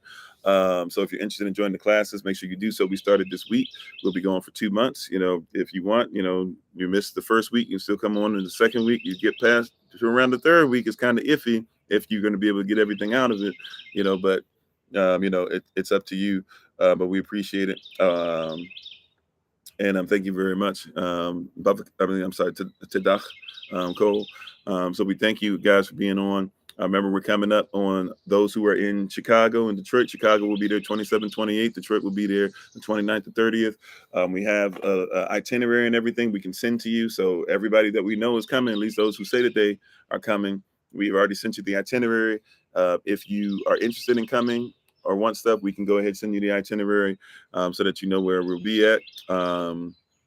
Those of let us know. Those of you who are taking class, we're to give you that information. June 5th is coming up very soon. That's going to be our Pentecost, Shavuot. Up until then, we'll be doing our Omer box virtually. This Saturday coming up, we have our men's meeting. Also, this Saturday coming up, we're bringing back our weekly meeting. This weekly meeting is just going to be a way of us being able to chill out and relax and talk and do some icebreakers and probably play some games, probably do some trivia. So if you want to join us for that, feel free to. Brothers, please show up for the men's meeting. I'll try to make sure that as we have more brothers coming on and stuff, that we send you the link for the men's meeting. It's though that weekly meeting, the men's meeting will be on Zoom. The classes are on Zoom only as well. So feel free to look up that information to see what's going on with the second semester. And we are thankful and grateful to everybody. Once again, we give all honor and praise to the Most High. Please study this word and think about it. Meditate on it so that you can not just be a hearer of it, you can be a doer as well. Tomorrow, 6:00 p.m. Eastern New York time until Thursday, 6:00 p.m. Eastern New York time, we are fasting. Even though tomorrow is a day off, I won't be on the lives tomorrow at all. But tomorrow, 6:00 p.m. Eastern New York time, till Thursday, 6:00 p.m. Eastern New York time, we will be fasting together as a group, as a community. So, and we'll be fasting, focusing on guidance through transition. As we're all transitioning, going through different places. Some people are losing family members. Some people are having people come out of prison. Some people are dealing with other stuff. Whatever it is, we need to. We're going to try and find those things that will help us and that'll bless us to be able to get through this transition together. So that'll be tomorrow if you want to join us. And then after that, first time that we'll be back in front of everybody will not just be the live, but will be Thursday Rising Prayer. Thursday Rising Prayer via free conference call line. That'll be from led by Minister Nice from 7:00 a.m. to until right before live. Then we'll be back on live 8:00 a.m. Eastern New York time. We'll continue the FAQ. And please pray for Minister Tamara, who's going to be leading us in our early rising Bible study sessions for the rest of this month. And we're going to have a lot of preachers and different people in different ways starting to do a lot of different things and a lot of teaching. So we're excited about that. And we look forward to continuing that. So we already got preachers set up for Shabbat Shalom. Now you're going to start seeing them coming on for the early rising Bible study session. And I'm still trying to work out the technology piece. But once that works out, we're looking forward to a bunch of people that are going to be coming on to do some of these lives. So we're excited. We're thankful. We're grateful. I'm not going to be going far away or anything. I just got to make sure I'm doing some things behind the scenes. But we also want to be obedient and allowing those that have gifts and talents and callings, etc., to be able to get in front of the people of Yah. So we thank you so much. We appreciate you. Also, one of the things that you can do to help us, not just help bless me, not just help bless SOC, but to bless those who are preaching. Hey, look, those of you who are on TikTok, we have some of our ministerial staff, whether they be ministers or ministers in training, who have pages. Anais Faith Jones is Minister Anais. She has a page. Follow her, right? Help her to get to 1,000. Well, she's already way past 1,000 for people, but they need 1,000 to go on live. So even some of the stuff as far as TikTok, you can have Minister Anais come on and join or whatever, support her. Minister Tamara, go and follow her. Help her to get to 1,000, right?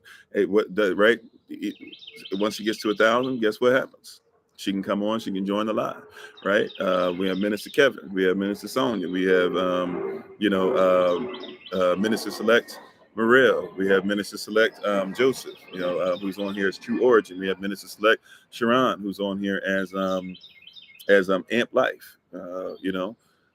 So if and even I'm not sure about Minister Select Omar. He said he's not necessarily as interested in being out in front, but maybe y'all leads them. These are people that you can follow. Go follow them. Go follow each other. Help each other to build, so that they can be able to use those platforms to be able to come in front of you guys, and that helps with some of the technology issues that we're having, so they still can come on. So.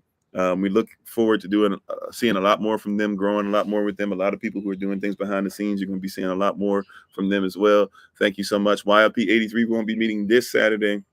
We're going to be meeting again next Saturday.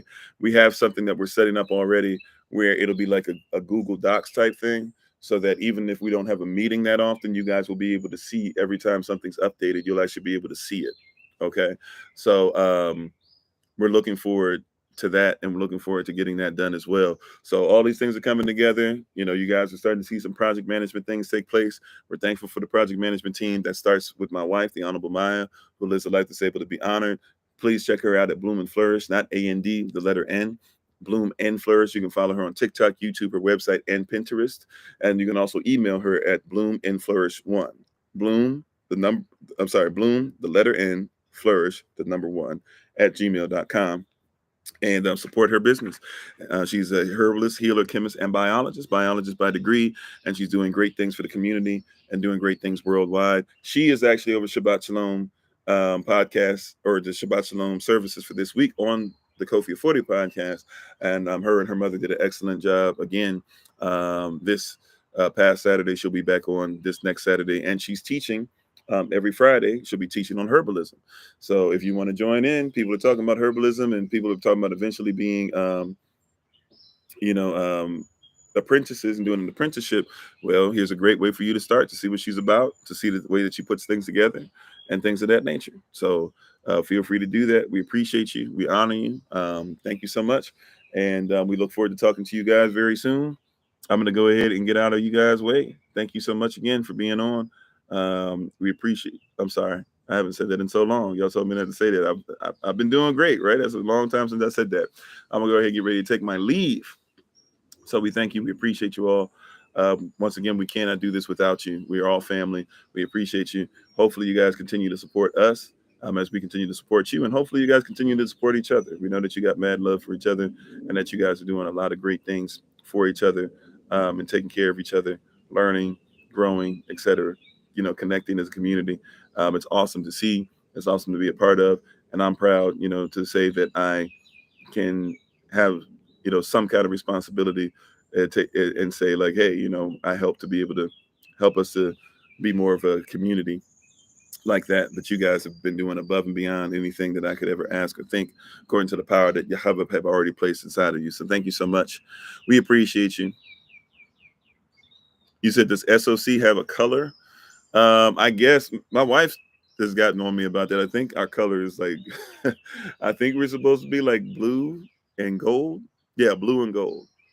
I think that's supposed to be our color. I don't really think about it, but I should think about it. So my wife's been getting on me, man, we don't think about that stuff as much as we should. But we thank you so much for being on. We honor the King, Queen, and each and every one of you. And we look forward to talking to you guys very soon. Those who are on Patreon, and those who come on the live tonight, you'll be able to get a little bit of this. But those on Patreon, we'll start the live at 7 p.m. Eastern New York time, and then everybody else on TikTok, you can join in at 8 o'clock p.m. Eastern New York time. We will be talking about further the manifesto, the 800-page manifesto by the guy, who did the shooting in Buffalo, and we'll be discussing that as we promised. So we talked a little bit about the culture of shooting yesterday, but now we'll actually take that to go in a little deeper. So if you're on Patreon, join us at 7 for that. If you're going to join us live on TikTok, join us at 8 o'clock. If you're going to be in class tonight at Sovereignty One, if you're going to join us tonight, you should have a Google Calendar invite. I'm going to check out the forms again. I know there's somebody from a 334 number that texted and said that they didn't get a link, but they had signed up or whatever in the Rising, and I missed it. So I'll go back and look at that, and we'll make sure that you get that recording. By the way, let me say this last thing too, as a reminder: if you're taking a class and you miss one, all the Google Calendar invites that are out, if you just go back to that class, or if you want to look at the recording the day after, so right, basically, like I'd say the day after by noon, if you just wait, what you'll find is that you can go back to that same calendar invite for that same date, and you'll be able to look in the same place where the Zoom link is, and you'll be able to actually look underneath that Zoom link, and the first thing that you'll see pop up will be the YouTube link at the bottom, right? So when you scroll down, the YouTube link will be down there. Click on the YouTube link, and then you'll be able to look at the recording. All right, that's how that's going to work. And if you need the recording, and for some reason that doesn't work for you, just let us know, and I'll try to get to you ASAP. But that'll probably be the easiest way. It's just we can put it right there, and you'll be able to see, what the Zoom link is. All right. So that'll be how that works. Thank you so much. We appreciate the King and Queen in each and every one of you. I'm sorry. Hold on. I can't see in the light. Sorry. It says I won't believe, or you don't believe you qualify to be a minister. Well, if that's something that's on your heart, we can have a conversation about it for sure. But I'm gonna go ahead and get out you guys' way. Thank you so much for being on. We appreciate the King and Queen in each and every one of you, even if you're not living inside that kingdom or queendom yet. We appreciate the potential King and Queen in each and every one of you. You need an invite for the classes? Well, just reach out to me. Just text me, brother. We'll make sure that we get it together. But I thank you, everybody. Thanks for being on. We appreciate the King, Queen, each and every one of you. As always, it's been Pastor Kofi, Pastor Servant of Christ, where we are always changing lives one mind at a time, by being a voice of the voiceless and speaking the unspoken, until we have the great privilege, opportunity, and responsibility of being in front of you all again. Please remember, as always, that you are loved, you are necessary, you are majestic, you're fearfully and wonderfully made, and you, which is all of us working together, will be the reason why people who are in this system no longer have to be of it. Shalom, family. And we'll see some of you at 7, some of you at 8, some of you at 9. Peace.